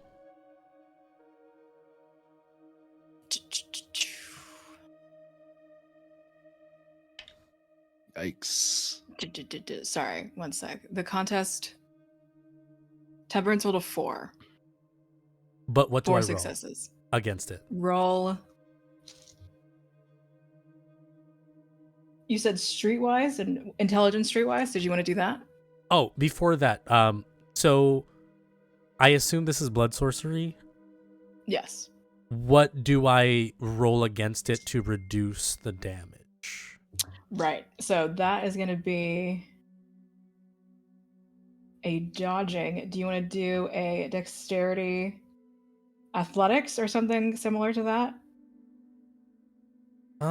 Yeah, sure. Okay.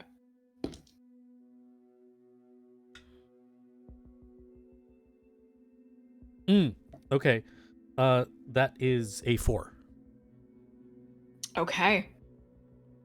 4 with actually with a messy critical. Okay. Yeah. So easily you were able to evade as soon there's an instinct as soon as anyone stabs themselves in the arm, a kindred specifically, someone that knows the name of the clanless kindred. Fuck it. Get out of here. That is the instinct. You are perfectly able to dodge. I will say, as far as a messy critical goes, and maybe even something that can be to your benefit, there is a slight bit of the corrosive blood just like scraping sort of your pant leg. Okay.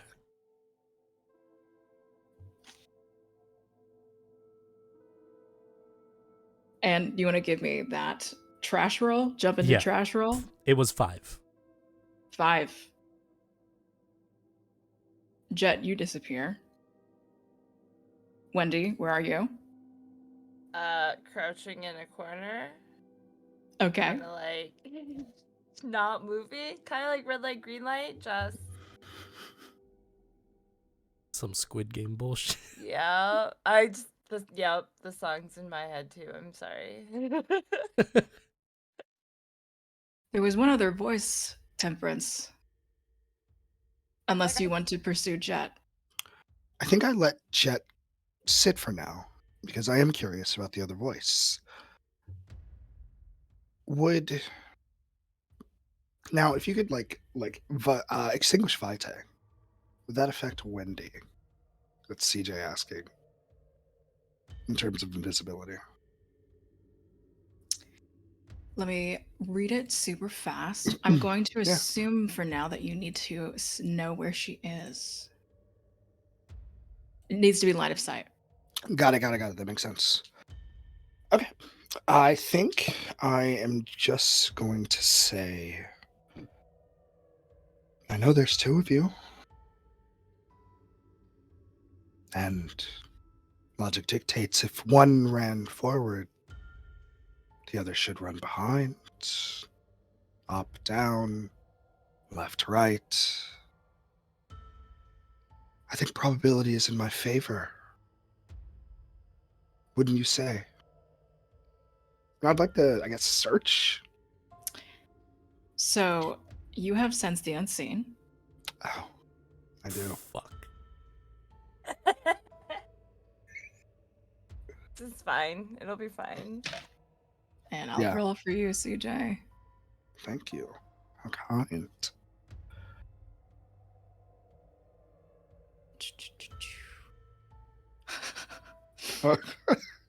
Show's mean. It's not that bad. It's not that bad.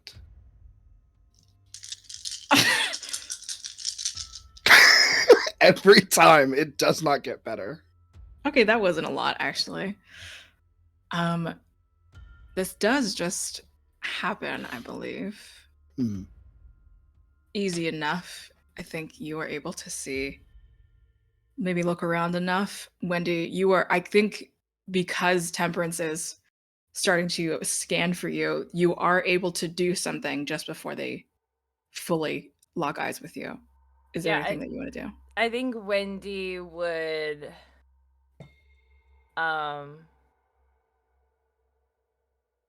honestly, I feel like Wendy would pick up like anything next to them, like trash or something, and just like throw it as a distraction and then like run to follow Jet if it's possible. Yeah. Do you want it to like an improvised weapon situation? Just like try to get something on Temperance, or are you mostly focusing on fleeing?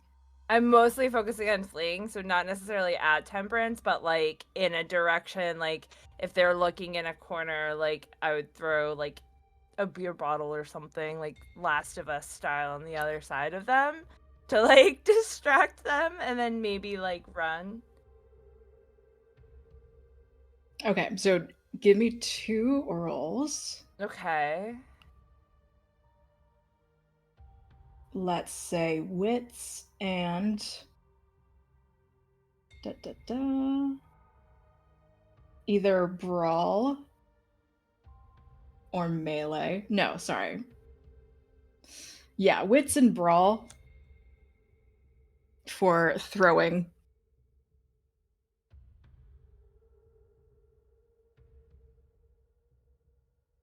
That one first.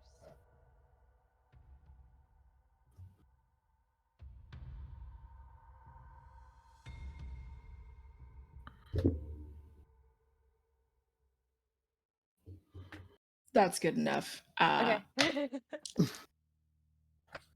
Beer bottle crashes against the other side of the wall, and now give me a. As far as fleeing goes, athletics for the skill. Dexterity athletics. Okay.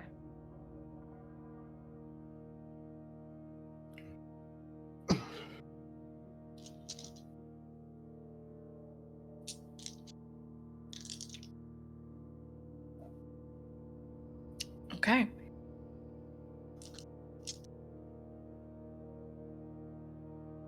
So how does this play out? You got 1 success. It's not that you trip or anything like that. You are not strong. You're not fast enough in this moment. Temperance. Yeah. Is there anything you'd like to do also? Yeah, just kind of, I think the beer bottle kind of goes, and I think like I watch Wendy run, and I take my time. I pull out a dagger, Okay. stab it into my arm, and I would Okay. like to throw it into Wendy. Okay. Jesus Christ.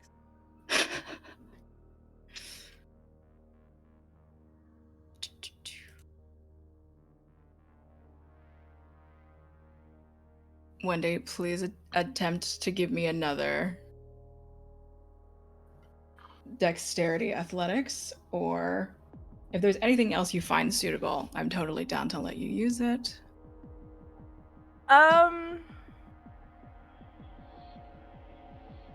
Could I use my awareness in some way instead? Yeah. Okay. Like awareness, and then basically like anticipating that they're gonna do it, and maybe, I don't know. No, totally. Yeah. What would I use that with? Probably still Dex. Yeah.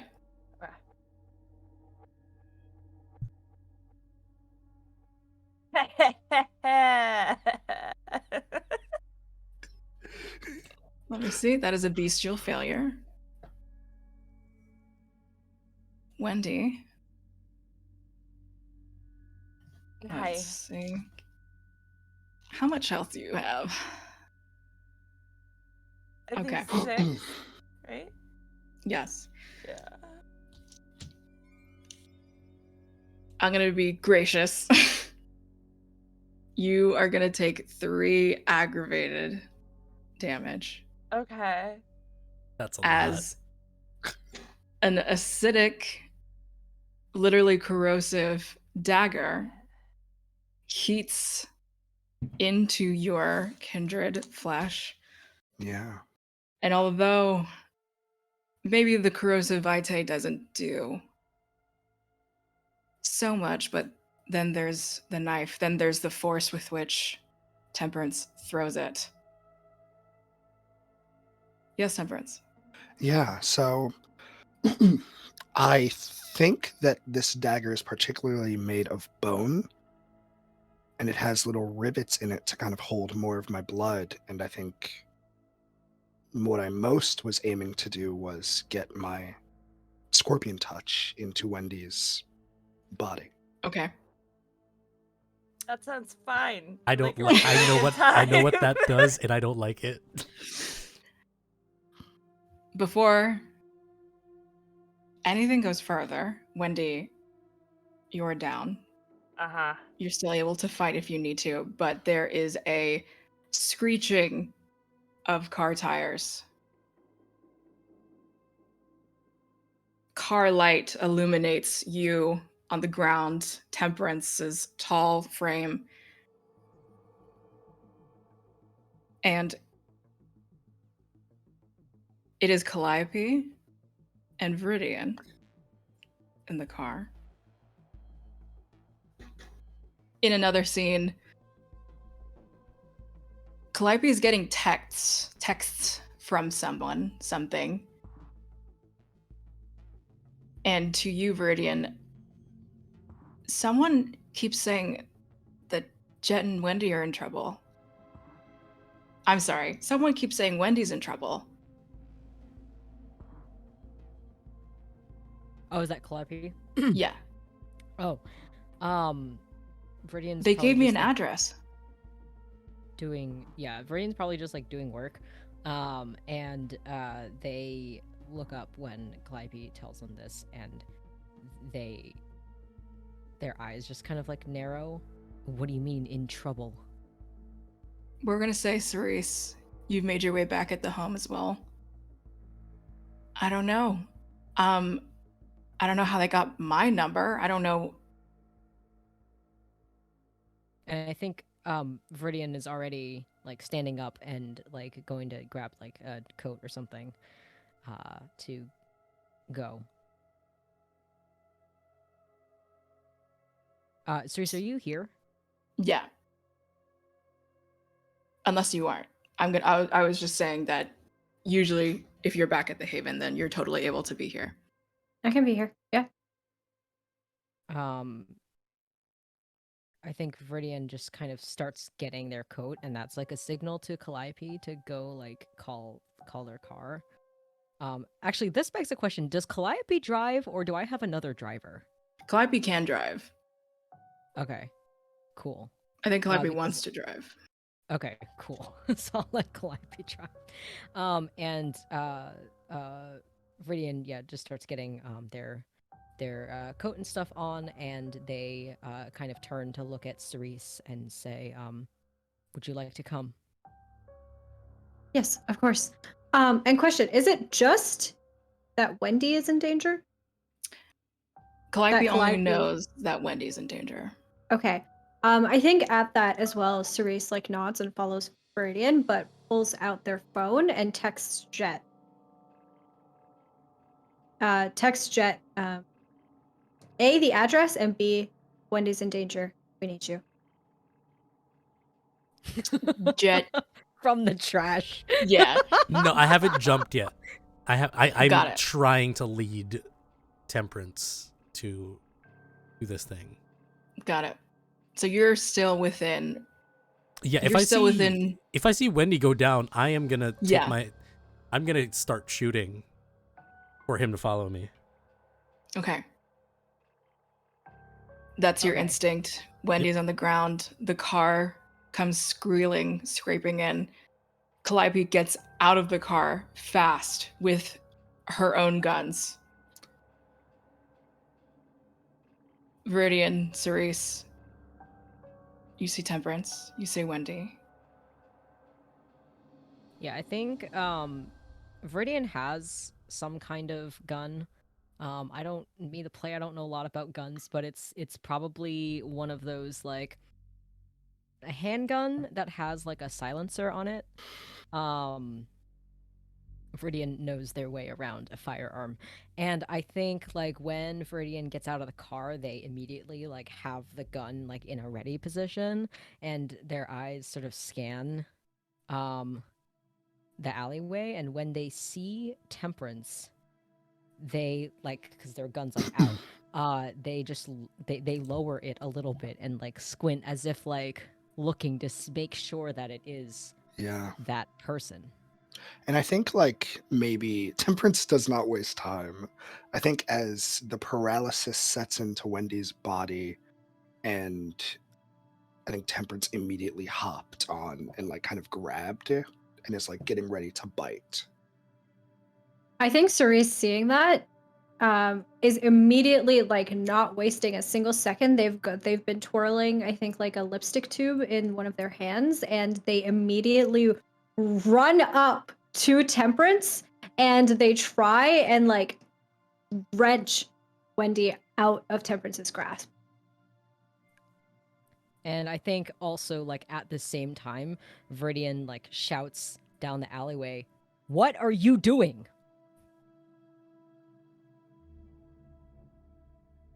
And at that, Temperance just kind of raises their head. And Wendy, you could like feel that like that bite that was getting close to you almost like maybe just kind of maybe scratched like your side. It hurts. Super unpleasant.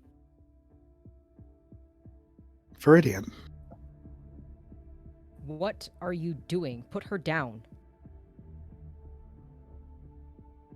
And I think Do I like, have Temperance- Wendy? Yes. I think as soon as Temperance's hesitation. I think Cerise, as soon as they managed to get Wendy out of Temperance's grasp, they like put as much distance as they could between themselves and Temperance, like holding on to Wendy like very protectively. And they like flash these like daggers at Temperance, and they look kind of like confused over at Viridian when Temperance mentions her name, but doesn't interrupt the conversation. Temperance just kind of adjusts himself, walks over, grabs their coat, What are you doing here, Viridian? Are these... Well... Do these orphans belong to you? Hey, fuck Yes. you. Temperance I don't think Temperance looks at you. I'm gonna shoot at Temperance. I think it just happens and a bullet just is inside of Temperance. I would... Nah, I'm not gonna retaliate. I'm not gonna Do retaliate. it. Do it. I think... I'll fuck Do it. I'm ready I for think- this. I think because, like, Cerise is holding Wendy and, like, Meridian is, like, kind of guard lower, I think immediately as a shot goes off, like, Temperance is... Probably does bite Jet, like... Just You don't have one- Jet. Jet isn't near you. True, Yeah. true. Did Jet... Yeah, wait, actually, where did the shot come from? This is a lot of better questions. No, Viridian doesn't know Jet's here, so Viridian's also. Yeah, I'm Yeah, so yeah, what? So many flying so things. so how I picture it is I'm a little farther down, Yeah. Yeah. and I am waiting for you to chase me. Mm. Viridian, what's your answer to the question? What was the Are question? these your orphans? Oh, Viridian said yes. Oh, okay. Like Viridian, I think like their eye twitches at the way that Temperance said it, but knowing Temperance and knowing this whole situation, Viridian does lay claim to these orphans. And when Jet shoots, Viridian's like gun goes back up, and they're like looking to see where the fuck that came from. Everyone's able to see each other. Yeah. There's the car lights are on. Oh, I thought Jet was hiding. That's my bad. Yeah. No, Jet was waiting for the chase. Got it. Okay, this makes a lot Gotcha. more Okay, sense. So then, okay. as Viridian like whirls towards the sound, they see it's Jet, and then again like put their gun down, and is just like turns back to Temperance, and Yeah. like their eyes are like blazing red, with what looks to be anger and also confusion. Yeah, I think Temperance was like walking forward to retaliate and then sees you and stops. What is going on? First off, we aren't anybody's.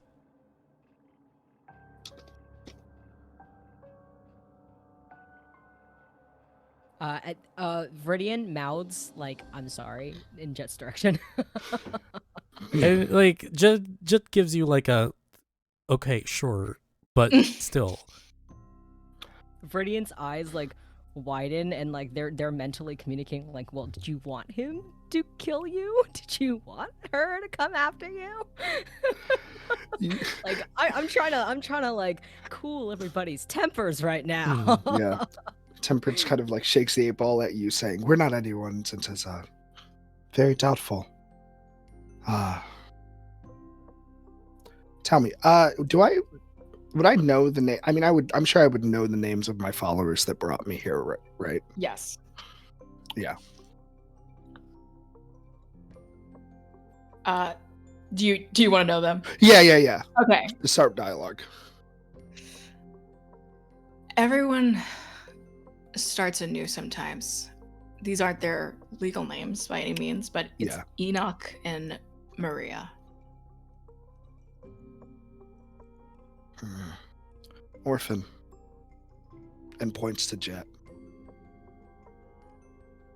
Do you know a Maria?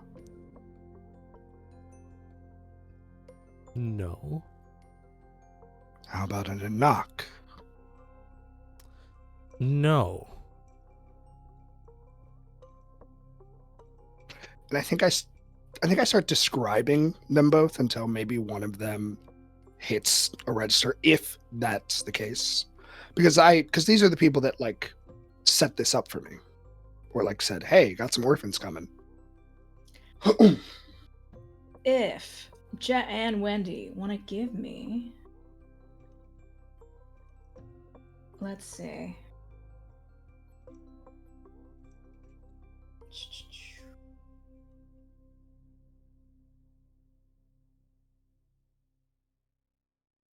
Give me an awareness skill check. Add any attribute that you want to see if you know who Temperance is talking about. While this is happening, while Temperance and Viridian Jet are having their conversation, Cerise has been checking over Wendy and trying to Yeah. figure out what the fuck Temperance did to Wendy and whether or not there's something that they can do to counteract it, help Wendy at all. Got it. Do. Well, Wendy is just telling Cerise that they smell really nice. Thank you, darling. Shh. I'm trying to. Are you okay?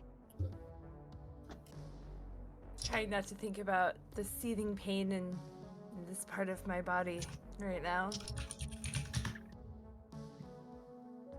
I rolled a 2 with a intelligence and awareness. Okay. I don't know. Jet, you have no idea. I rolled stuff. Wendy, you got a 5. Yeah. Jet, you have no idea who Temperance could be describing. Wendy, your stomach, if you could do this, actually, your stomach sinks even deeper into your body. There's a girl you came to America with. She led down a certain other path. Apparently going by Maria now.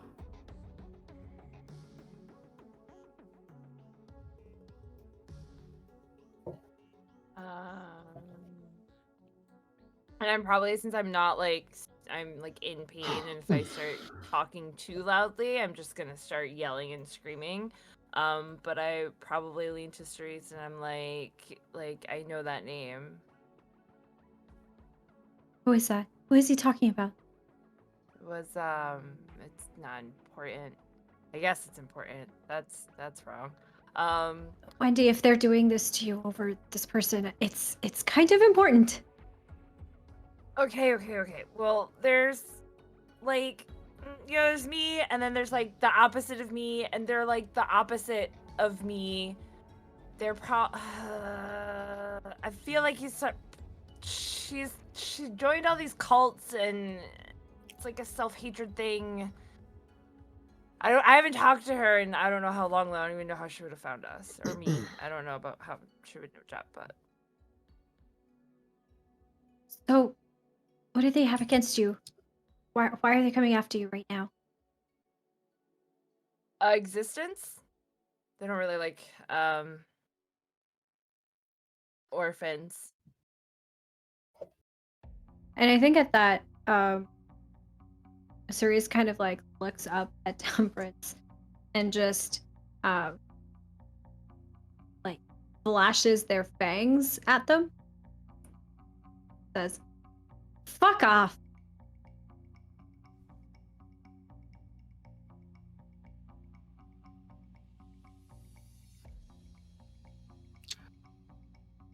I'm assuming you're not an orphan. No. Or you would be here. So, I will choose kindness today. And kind of flashes their fangs back. Viridian, my apologies if I have caused you issue today. Viridian's like arms are crossed and they're just like staring you down, and their mouth has been pressed into a very thin line of displeasure.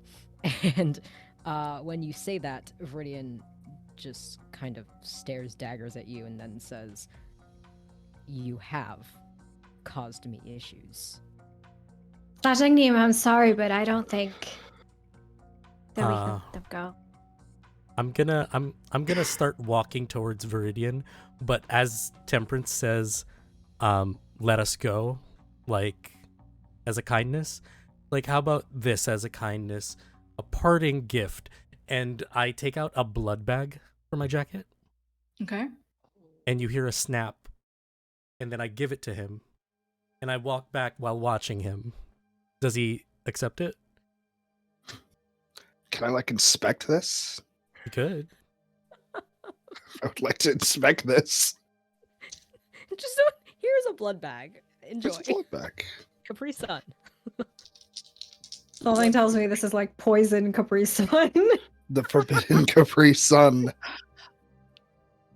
That is a bestial failure on me. on Temperance's part. Yeah, You know, what the fuck? This is a Yeah. fucking bag of blood. I guess I take it. As you take it, after I step twice, it erupts in flames. Yeah. Is this like weird question? Is this like alchemy? It is.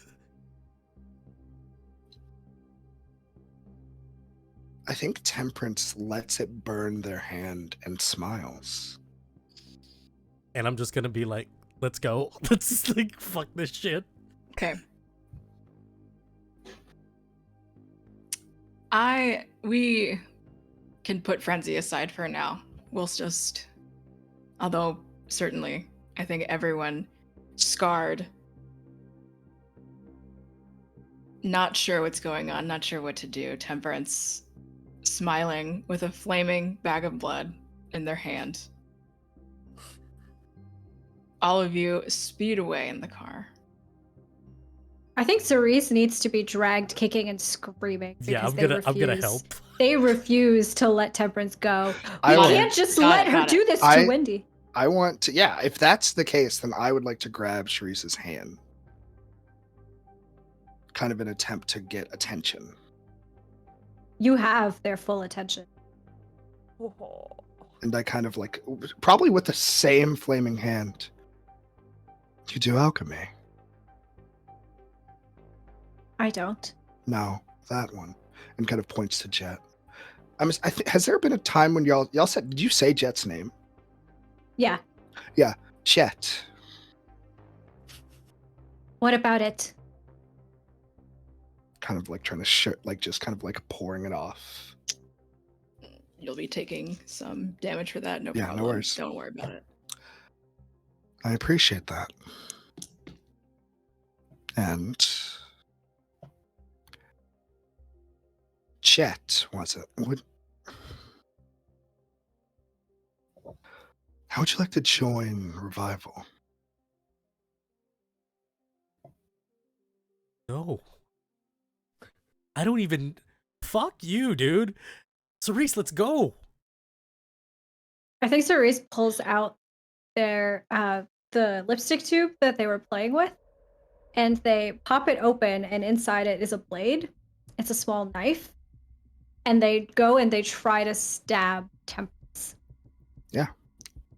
I'm just gonna try. I guess I'm gonna try to avoid that. Okay. Give me, Cerise, a dexterity or strength with your melee.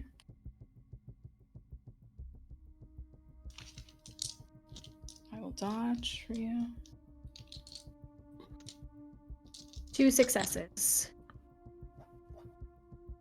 1 success. Nice. It's just a blade, however. Yeah.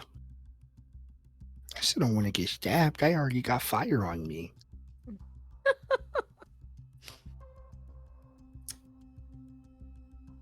So that is 1 superficial damage. Mhm. Cerise, you hit. What are you saying inside of Temperance?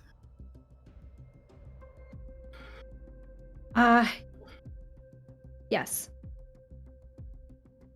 I think Cerise keeps the blade inside of Temperance and tries to like twist the knife. And as they do that, they spit on Temperance's face. Or, well, I mean, they're short. I don't know, actually. As close as they can get to Yeah. Temperance's face. Maybe you're just a really good spitter. A really good spitter. Wow. Calliope, No Practice. quitters here. Yeah. Calliope is, I think, what is Viridian doing right now? Yeah, when the giant burst of flame came up, I think like true fear. Everyone into- will say, although I'm not making y'all do a frenzy test, all of you are certainly shaken up. Yeah, Viridian especially doesn't like fire. So as soon as that happened, I think like Viridian lets out like a really feral like screech sound. And they immediately just like shield their eyes and like probably like Calliope's probably like really close to me, but I'm assuming like Calliope just helps me get into the car. So, Calliope does that, and she also looks at you, I think, with. I don't think you've ever seen Calliope look at you disappointed before.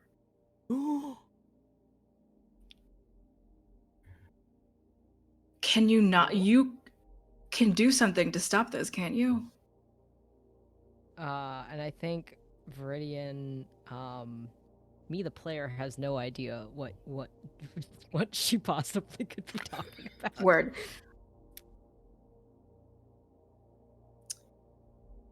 Viridian, Temperance has a promise to you that they are not keeping. Yeah. And I think yep. And I think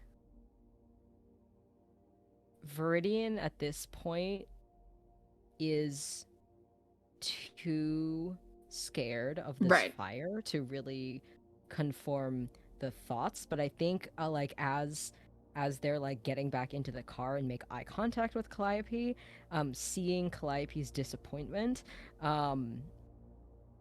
I think it would hit Viridian to like understand why, especially given that the two of them have worked together so long.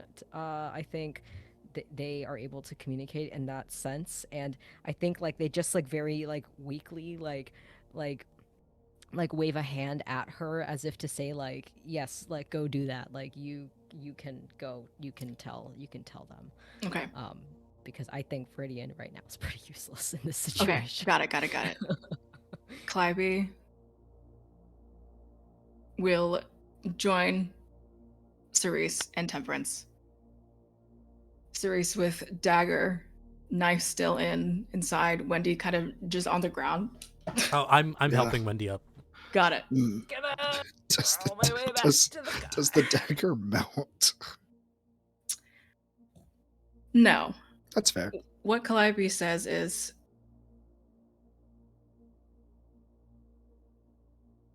you're breaking your promise.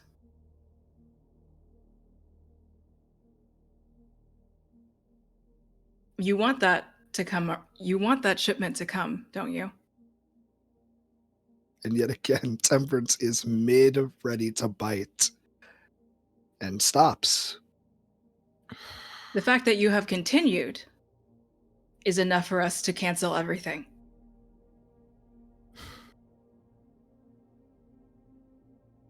Make up for this. Make a promise to us. Another one.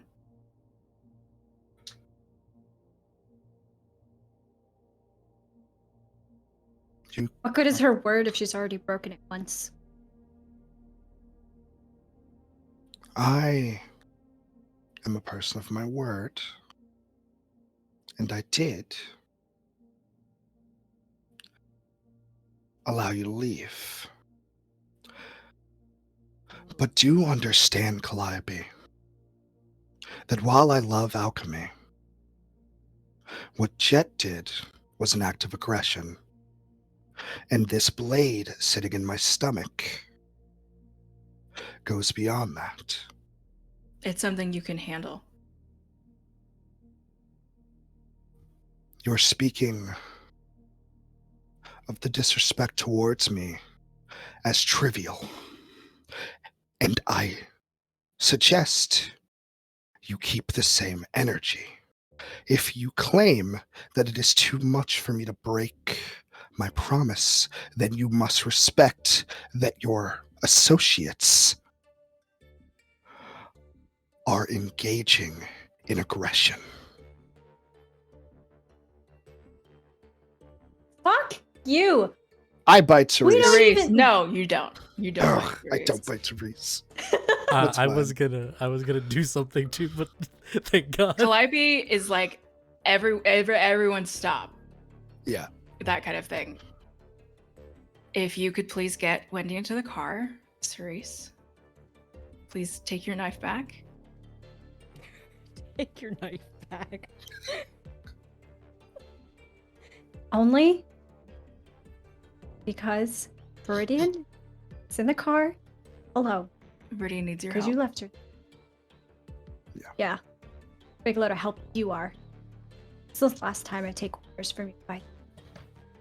Still And being Cerise, true. like, drags the knife down in Temperance's body before slowly pulling it out. And then they go and they walk and they pick up Wendy and they get in the car, but they don't close the door. Fair. And Calliope puts herself in between Temperance and Jet now, and Calliope looks over. Jet, could you also please get in the car? I'm doing this, as you asked nicely, because I belong to anyone. Right. And then I go into this car.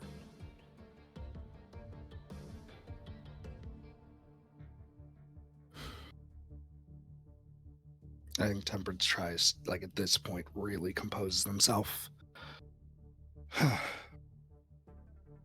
I again will apologize, Calliope. I do understand the importance of our agreement.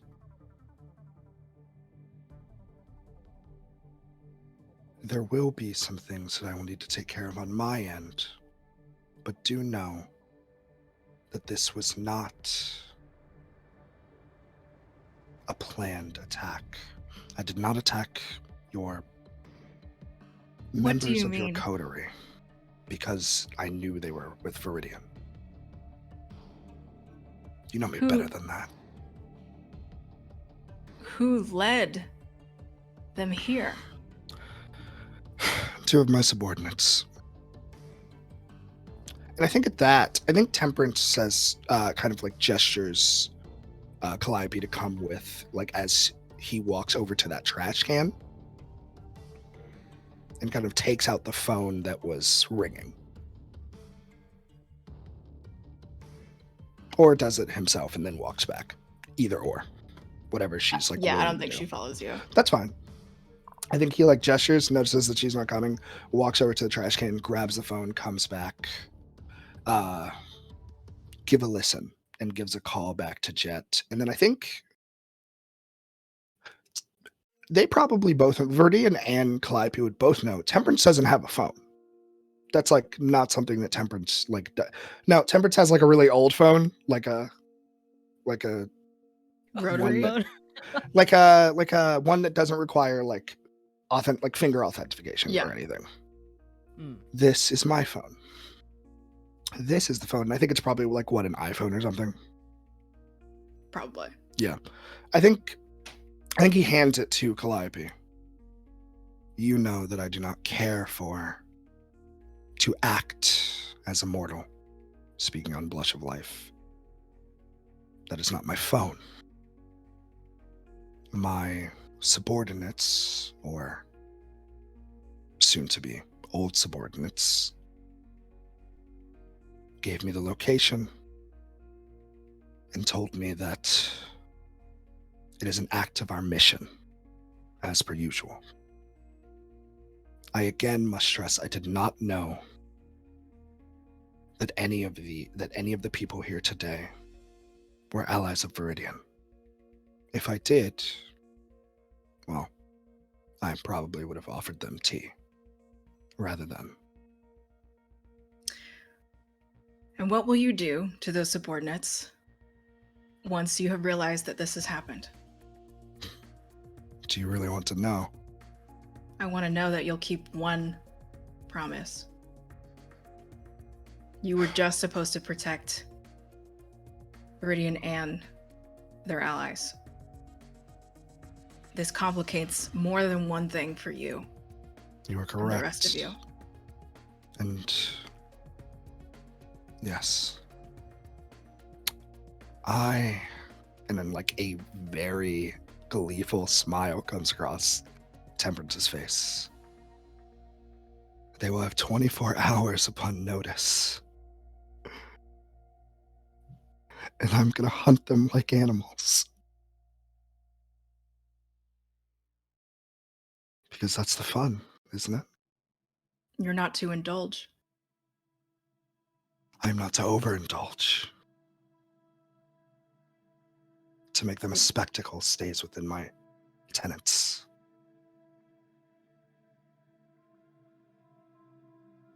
Notice that I stayed neutral under the attacks. You know better than anyone that at least half of the people here could be dead if I am allowed to go freely. Move as I wish, bite who I please. Is it agreeable that we both part ways?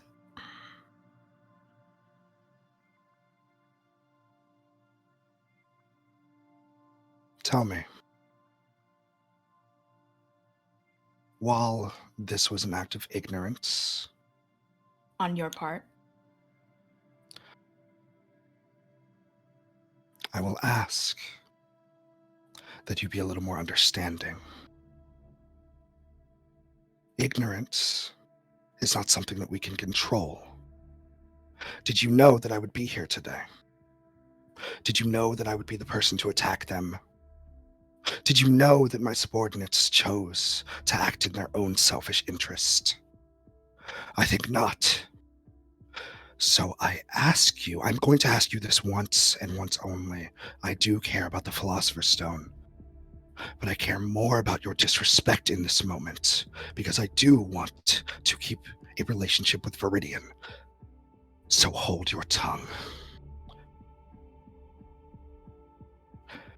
Like I am saying, I want to give a little more reparation.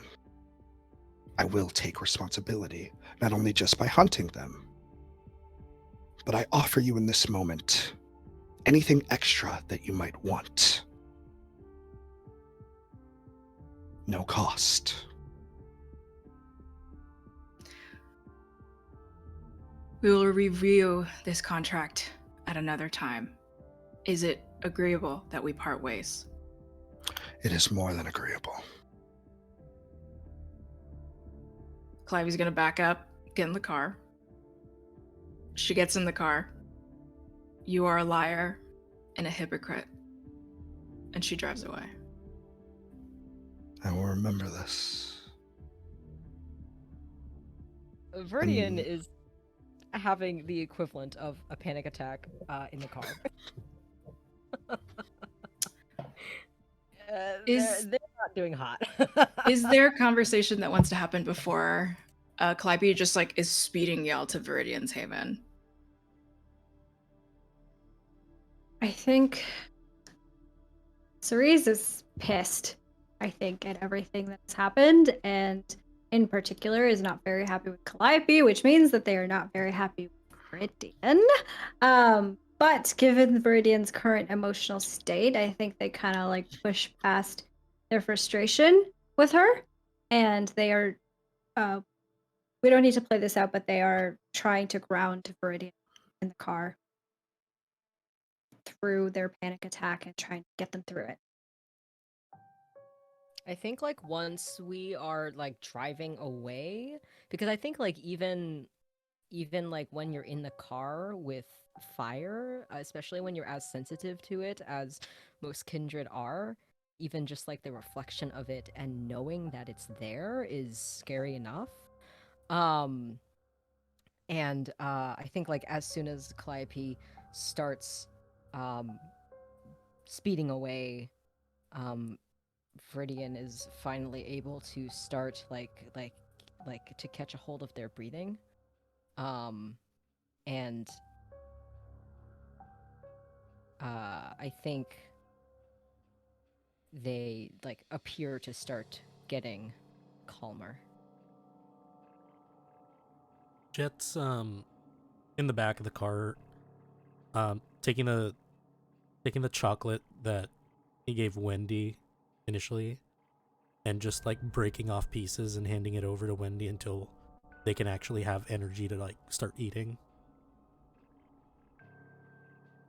But you can see Viridian, you'd probably notice this from the rear view mirror, that he's looking at you excessively pissed, like livid. And you have an idea it's because of after saying, you know, claiming ownership is like something that he's very touchy about. Yeah. Um, Understandable. Yeah, and as we get to the place, we don't have to like play this out either. But how many bullets were left in the clip, he empties it out in the air out of frustration.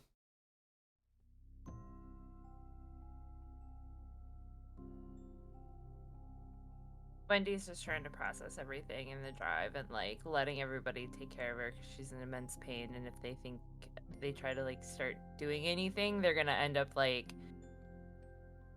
exacerbating themselves, I guess, like by trying to like be more useful than they can actually be right now.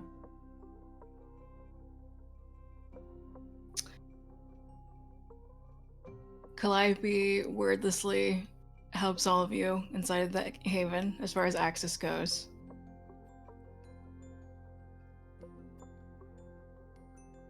She looks at Cerise.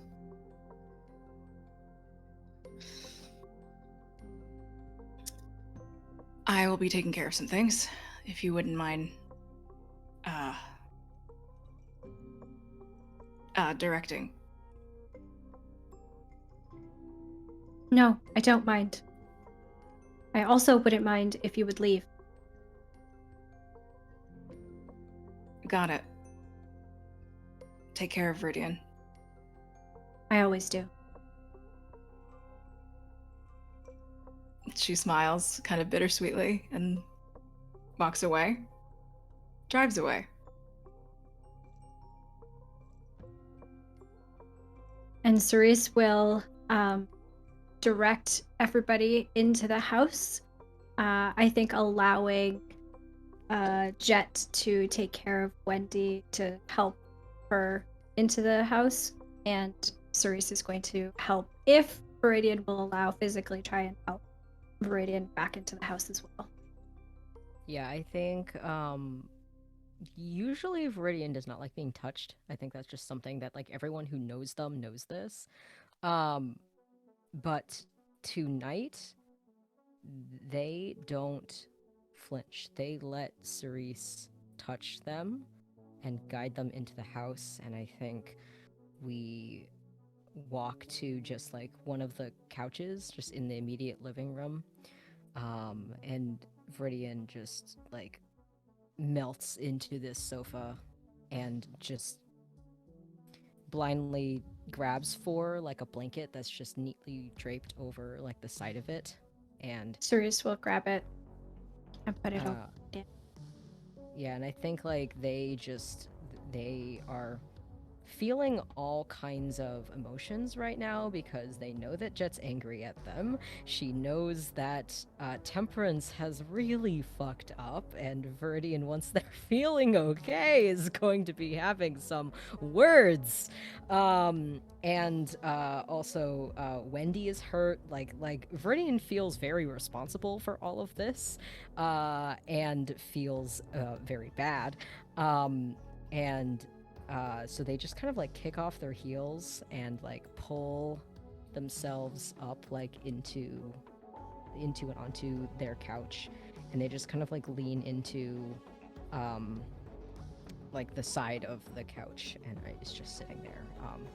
And they, after like a long bout of silence, Viridian just says, "I'm sorry."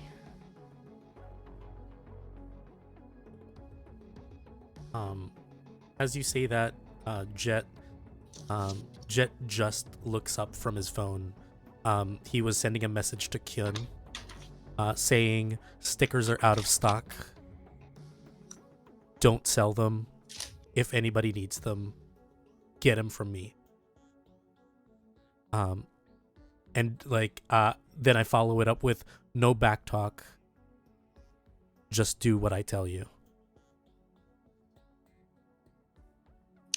Kyun reacts with a thumbs up, but doesn't say anything else. I- Usually does. I send a gif of Jungkook giving a finger heart.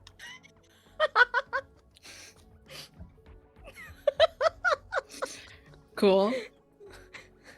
Actually, rewind that. I give him a gif of Nayeon from Twice giving, because that's his bias. Okay. Yeah. Yeah.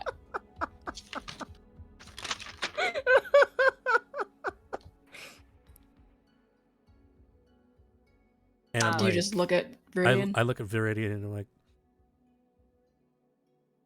I get it. You said what you said to help out. Doesn't make it any less annoying. But thank you.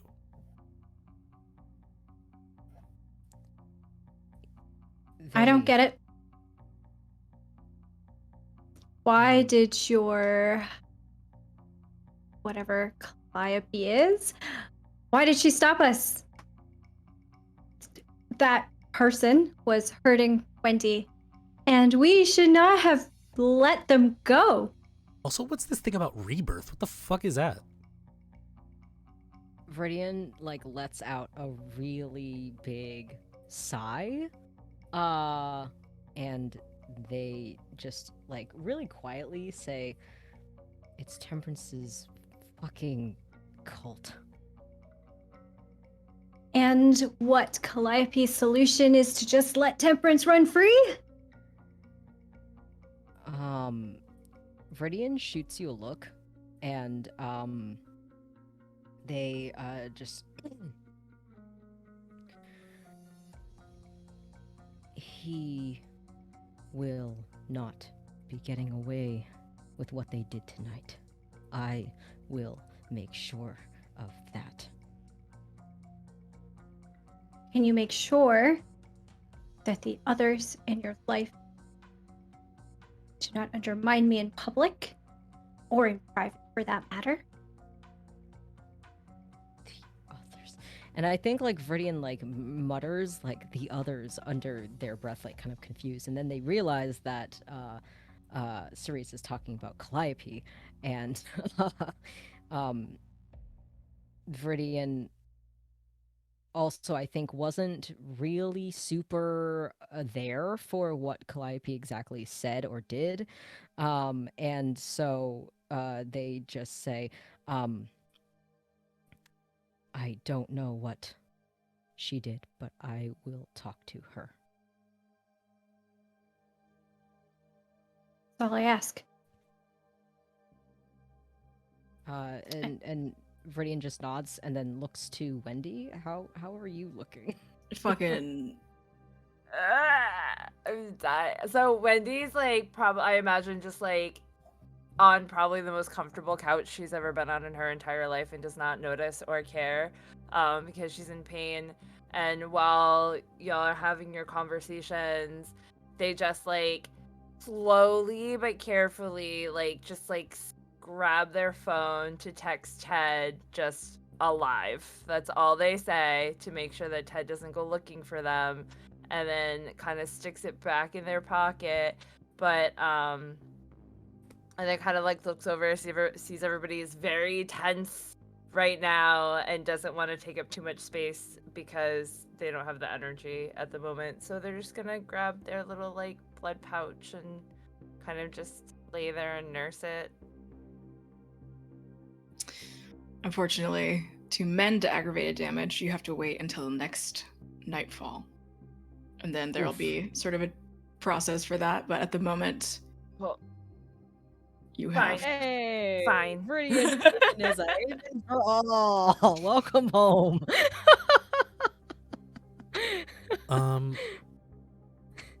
How did why were you two there?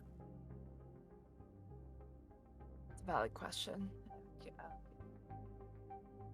Calliope got a text that Viridian or Wendy was in danger, and I called you there, Jet. I texted you. That's Oh. why you were there, right? No, me and Wendy got the text from Temperance, and Wendy just holds up her phone, like waiting for someone else to grab it to like look at Just takes the it. text. Yeah.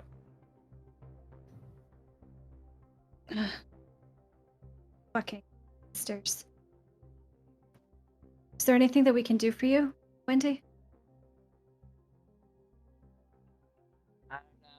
I don't know what they did, but fucking hurts. It's blood Is sorcery. there anything that we can do for Wendy? Joe? Healing wise, Or even like narratively, like is there anything to ease the pain? drugs. Jet's been feeding Jet! me those. Hello, so, Jet! Like, Wendy's probably like in pain, but not the worst pain of their life because of the drugs and because the adrenaline is coming down. So they're probably just like nodding in and out from on the couch, I would imagine. I think if it's okay with Viridian, seeing that Wendy is like coming in and out of like consciousness basically, Cerise is, and again also if Wendy's okay with it, Cerise is gonna I think like scoop Wendy up like by the shoulders and under the knees and move her to, I imagine Viridian has many bedrooms, Oh yeah. large house, to Yeah. one of the open bedrooms and Bedrooms. like put her in a bed so that she Nice. doesn't And just if pass Wendy out on the thought that- couch. Yeah, and if Wendy thought that couch was comfortable, this guest bed is like cushy. Probably Like it just, is like- nice, clean linens, This is all On my drugs. This pillows is you my could want. K-drama moment in Itaewon, by the way. Right now. Just being swept away.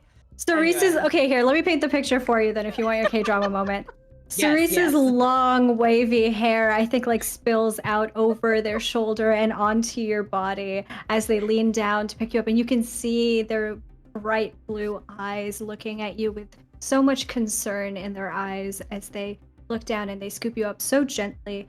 And when they pick you up, they tuck you up against their chest lovingly as they walk you to your. Wendy gets that shocked look on their face that always happens, and the main protagonist just like, oh, yes, it's happening. Thank you. while that's happening, I sit next to Viridian. And I just say, we're gonna need to have a conversation of who the fuck that was and what the fuck he wanted. And Viridian just nods and says, I know. I owe you that much. I'm sorry. Hey. Yeah. We're in this shit together at this point. So it's all under the bridge. Just I'd like to last more than 3 years as a kindred. It'll be nice to, figure out what's going on. And then we have this murder. Think he's the one? And I think Viridian will turn to Jet and like shift her body to face him, and they just kind of like shimmy like under the blanket a little bit more, and she says, actually, definitively I can say no, that Temperance would not be the one to commit the crime that we are investigating. I know that for a fact. Okay. Temperance kills and feeds on kindred. What?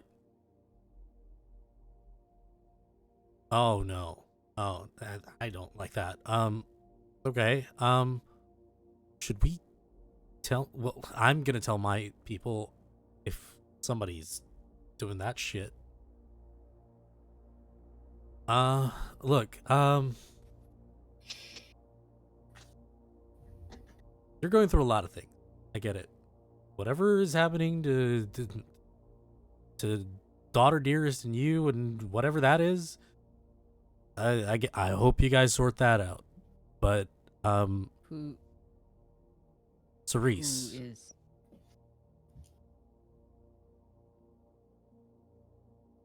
I wouldn't use the word daughter to describe that relationship, please.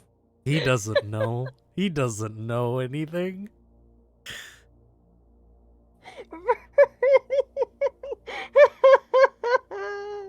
Oh no!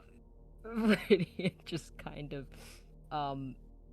looks at Jet and just says, Cerise is not my daughter, or a daughter for that matter. All right, well, she's pretty pissed. And honestly, if you guys are as close as you are, I'd fix that quick. However that is. But yeah, I think we should put whatever we were supposed to do, the morgue, on hold until we figure out what the fuck is going on.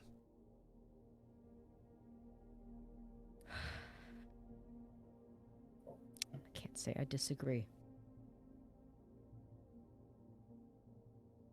And Viridian, I think, goes silent again.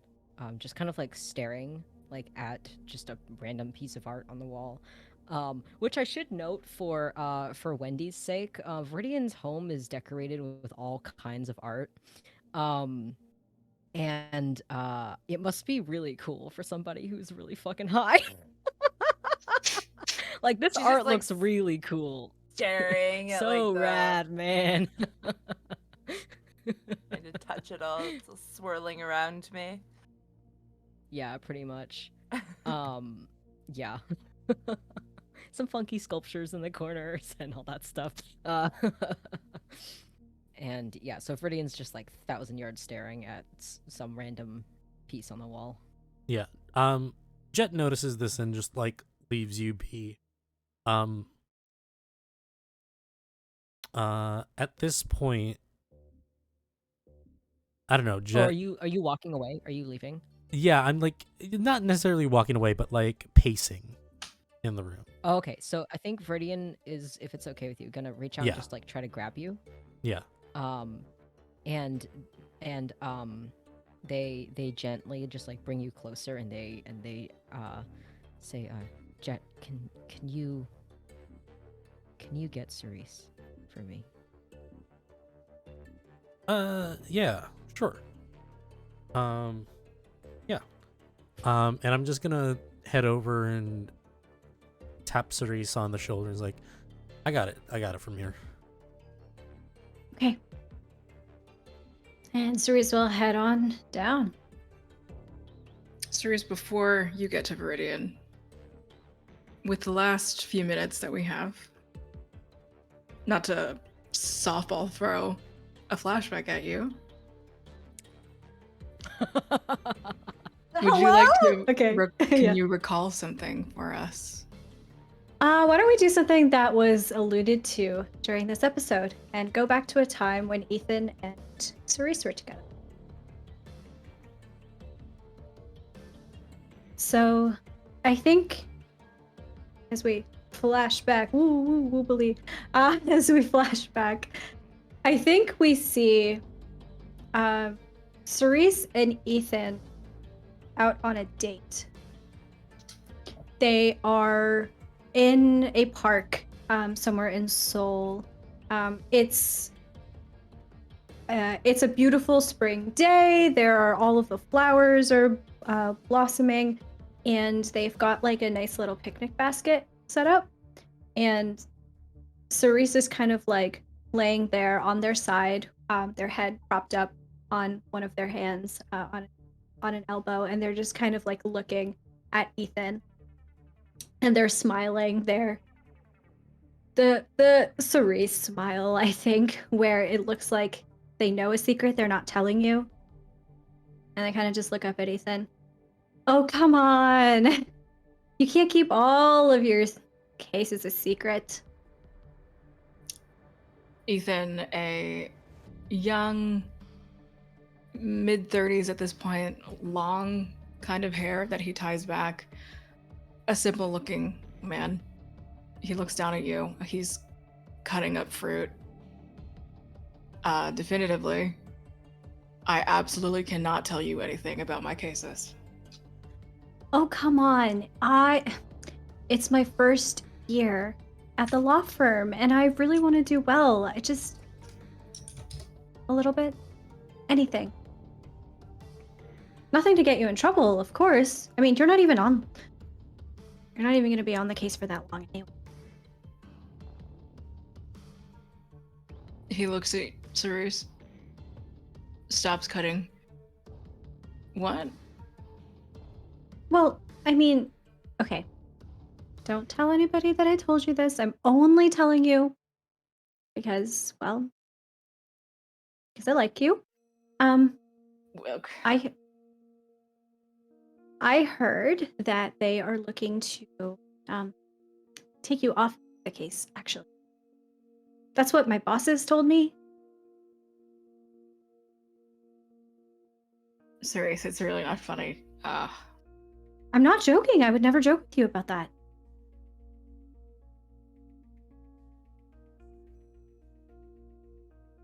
But why? Something about wanting somebody with a little bit more. What was the word that they used? A little bit more ambition, a little bit more willingness to, I don't know, do the cop thing, I guess. You're really nice, and I think that maybe is working against you in this case.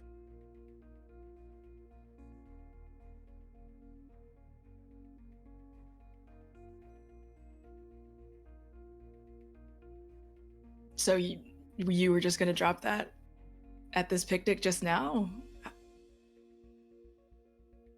I want to help if I can. You're eyeing a promotion, right?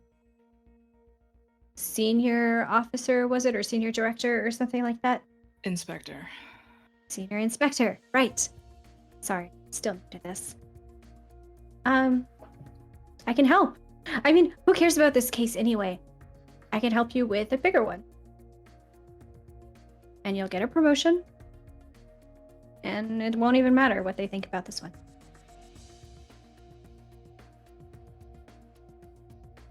You're plotting too much behind the scenes, I think. Not everything is just easily malleable as You've clearly it never apparently met is to you. clearly never met a lawyer before, which is surprising given that, I mean, your job and all. I would think that you would know that about us by now. You're not all one same entity. No, but we all get the same schooling.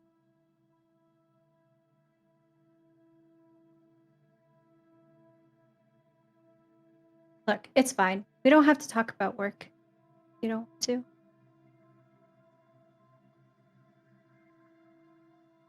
Serious. I like you a lot. But you also confuse me in ways that I don't really know how to deal with or answer back with. Maybe that's a good thing. Confusion can be nice, exciting, not having all of the answers.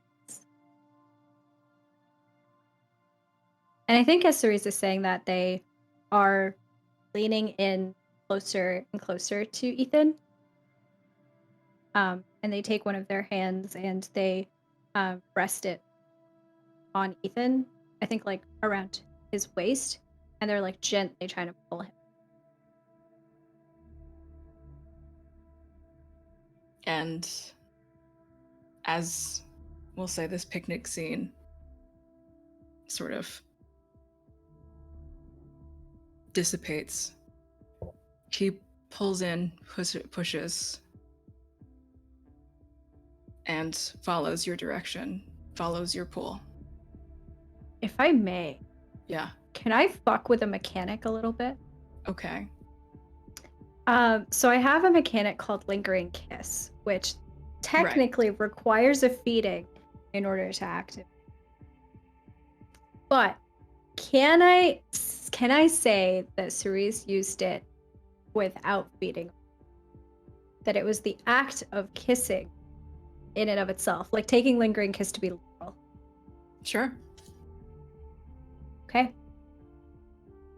So functionally what this does is that when Ethan kisses Cerise, it is a like orgasmic, like near like ecstasy level of pleasure that he experiences. And it creates this desire to experience that again and again and again in Ethan, in a way that I don't think that he is able to fully comprehend or explain. He just knows that what he needs, what he wants, is to kiss Cerise.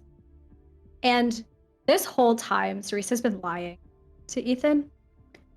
Cerise does not, I think, feel the same way about Ethan as he feels about them. And they are just here because they know that Sunghyun is probably going to get that promotion, is probably going to become somebody who's important in the police force, which means that he currently has access to a lot of information. And Cerise is using him for that. Okay. I just want to ask Fabian, there's a flashback for you. Is there anything that you wanted to do, or we could carry this over? Let's to the carry next this episode? over. Let's carry this over. I think we have like a few more things to set here. Lastly, Temperance. Yes. What are you off to now? Temperance is walking through a long, dark, and narrow hallway. Kind of walking towards one light in particular. It's almost like, well, it is like when you walk through a stadium and you kind of open up into a large kind of like chamber. There's people watching, lots of people. And Temperance kind of walks towards one single light, a raised dais, a stage, and 4 red spotlights kind of silhouette his body, making his shadow go in all 4 directions. And he speaks to his followers. Life, death, alchemy, and rebirth. The end may be nigh, but we must remember to take time to indulge the beast, and we must also deny it. Tomorrow we will indulge.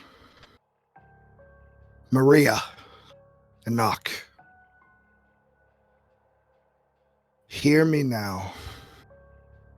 You have 24 hours to make peace, and maybe even apologize to those unfortunate or friends of my dearest companion.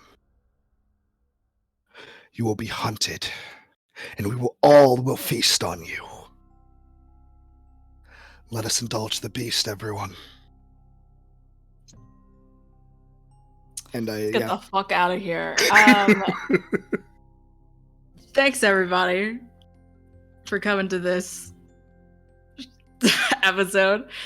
I'm shitting my pants. That was so good. Oh man. I have been Josephine. I was your storyteller today. I'm at Scary Dog Friend. I'm here all the time. Follow me on Twitter. You'll figure it out. Hey, Jen, what's your name?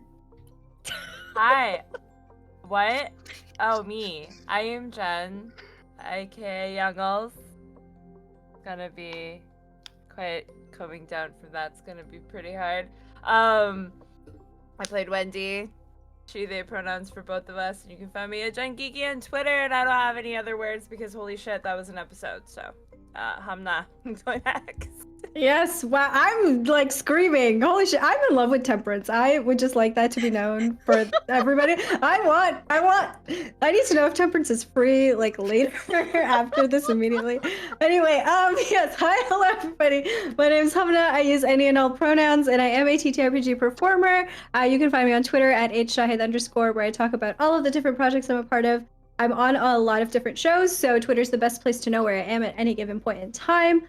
Just a couple of plugs of stuff coming up this week, two of the things coming up this week. On Thursday night at, I believe, 8 p.m. Eastern Time, I will be on VO_Cologne's channel to play Monster of the Week. We will be playing the Mythic Initiative with CJ, actually. CJ's also on that. We play extremely feral characters. Literally all of the cast is feral on that show. It's unhinged.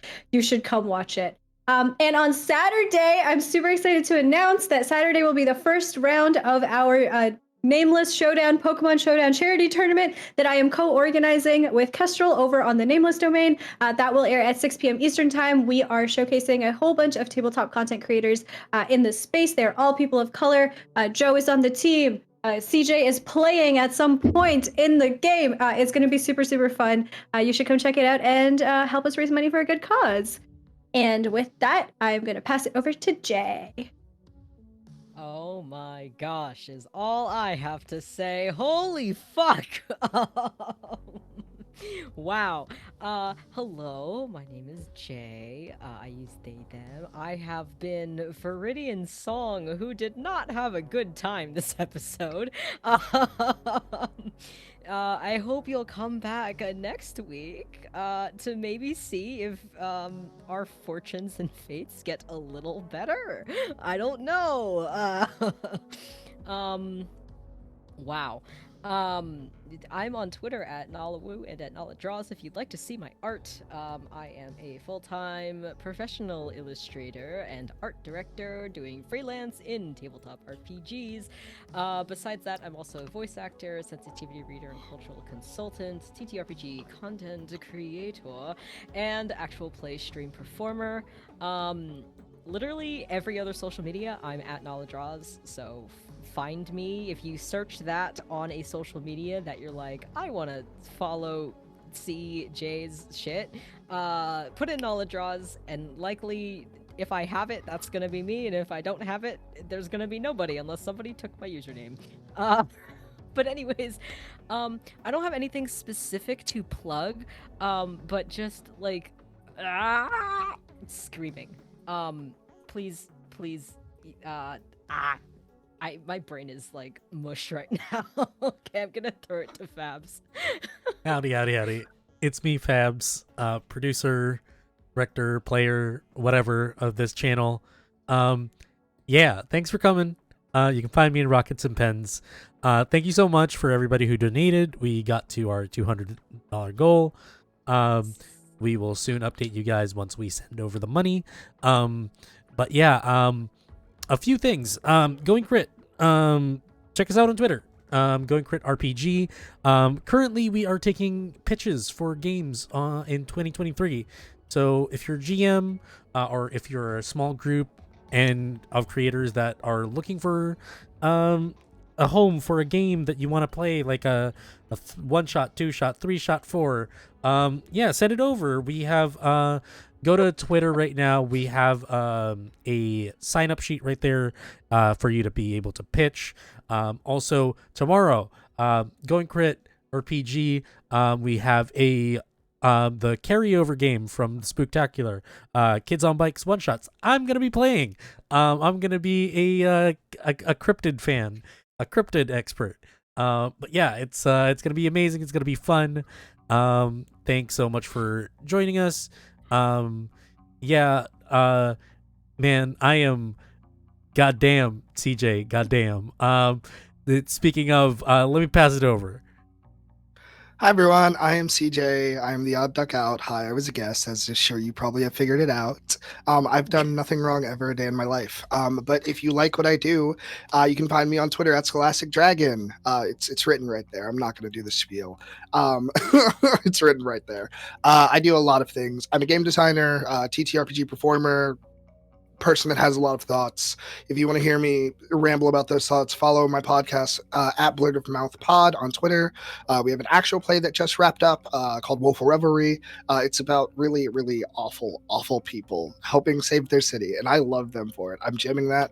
And if you're like, man, I want to see CJ perform another vampire, you can see me playing with the lovely Hamna on Thursday of this week, and like Thursday after, I don't know, Thanksgiving or whatever, on the Mythic Initiative. And I think that's like most of the things and also maybe like if you like games, go check me out on itch.io. That's all I got. CJ's amazing.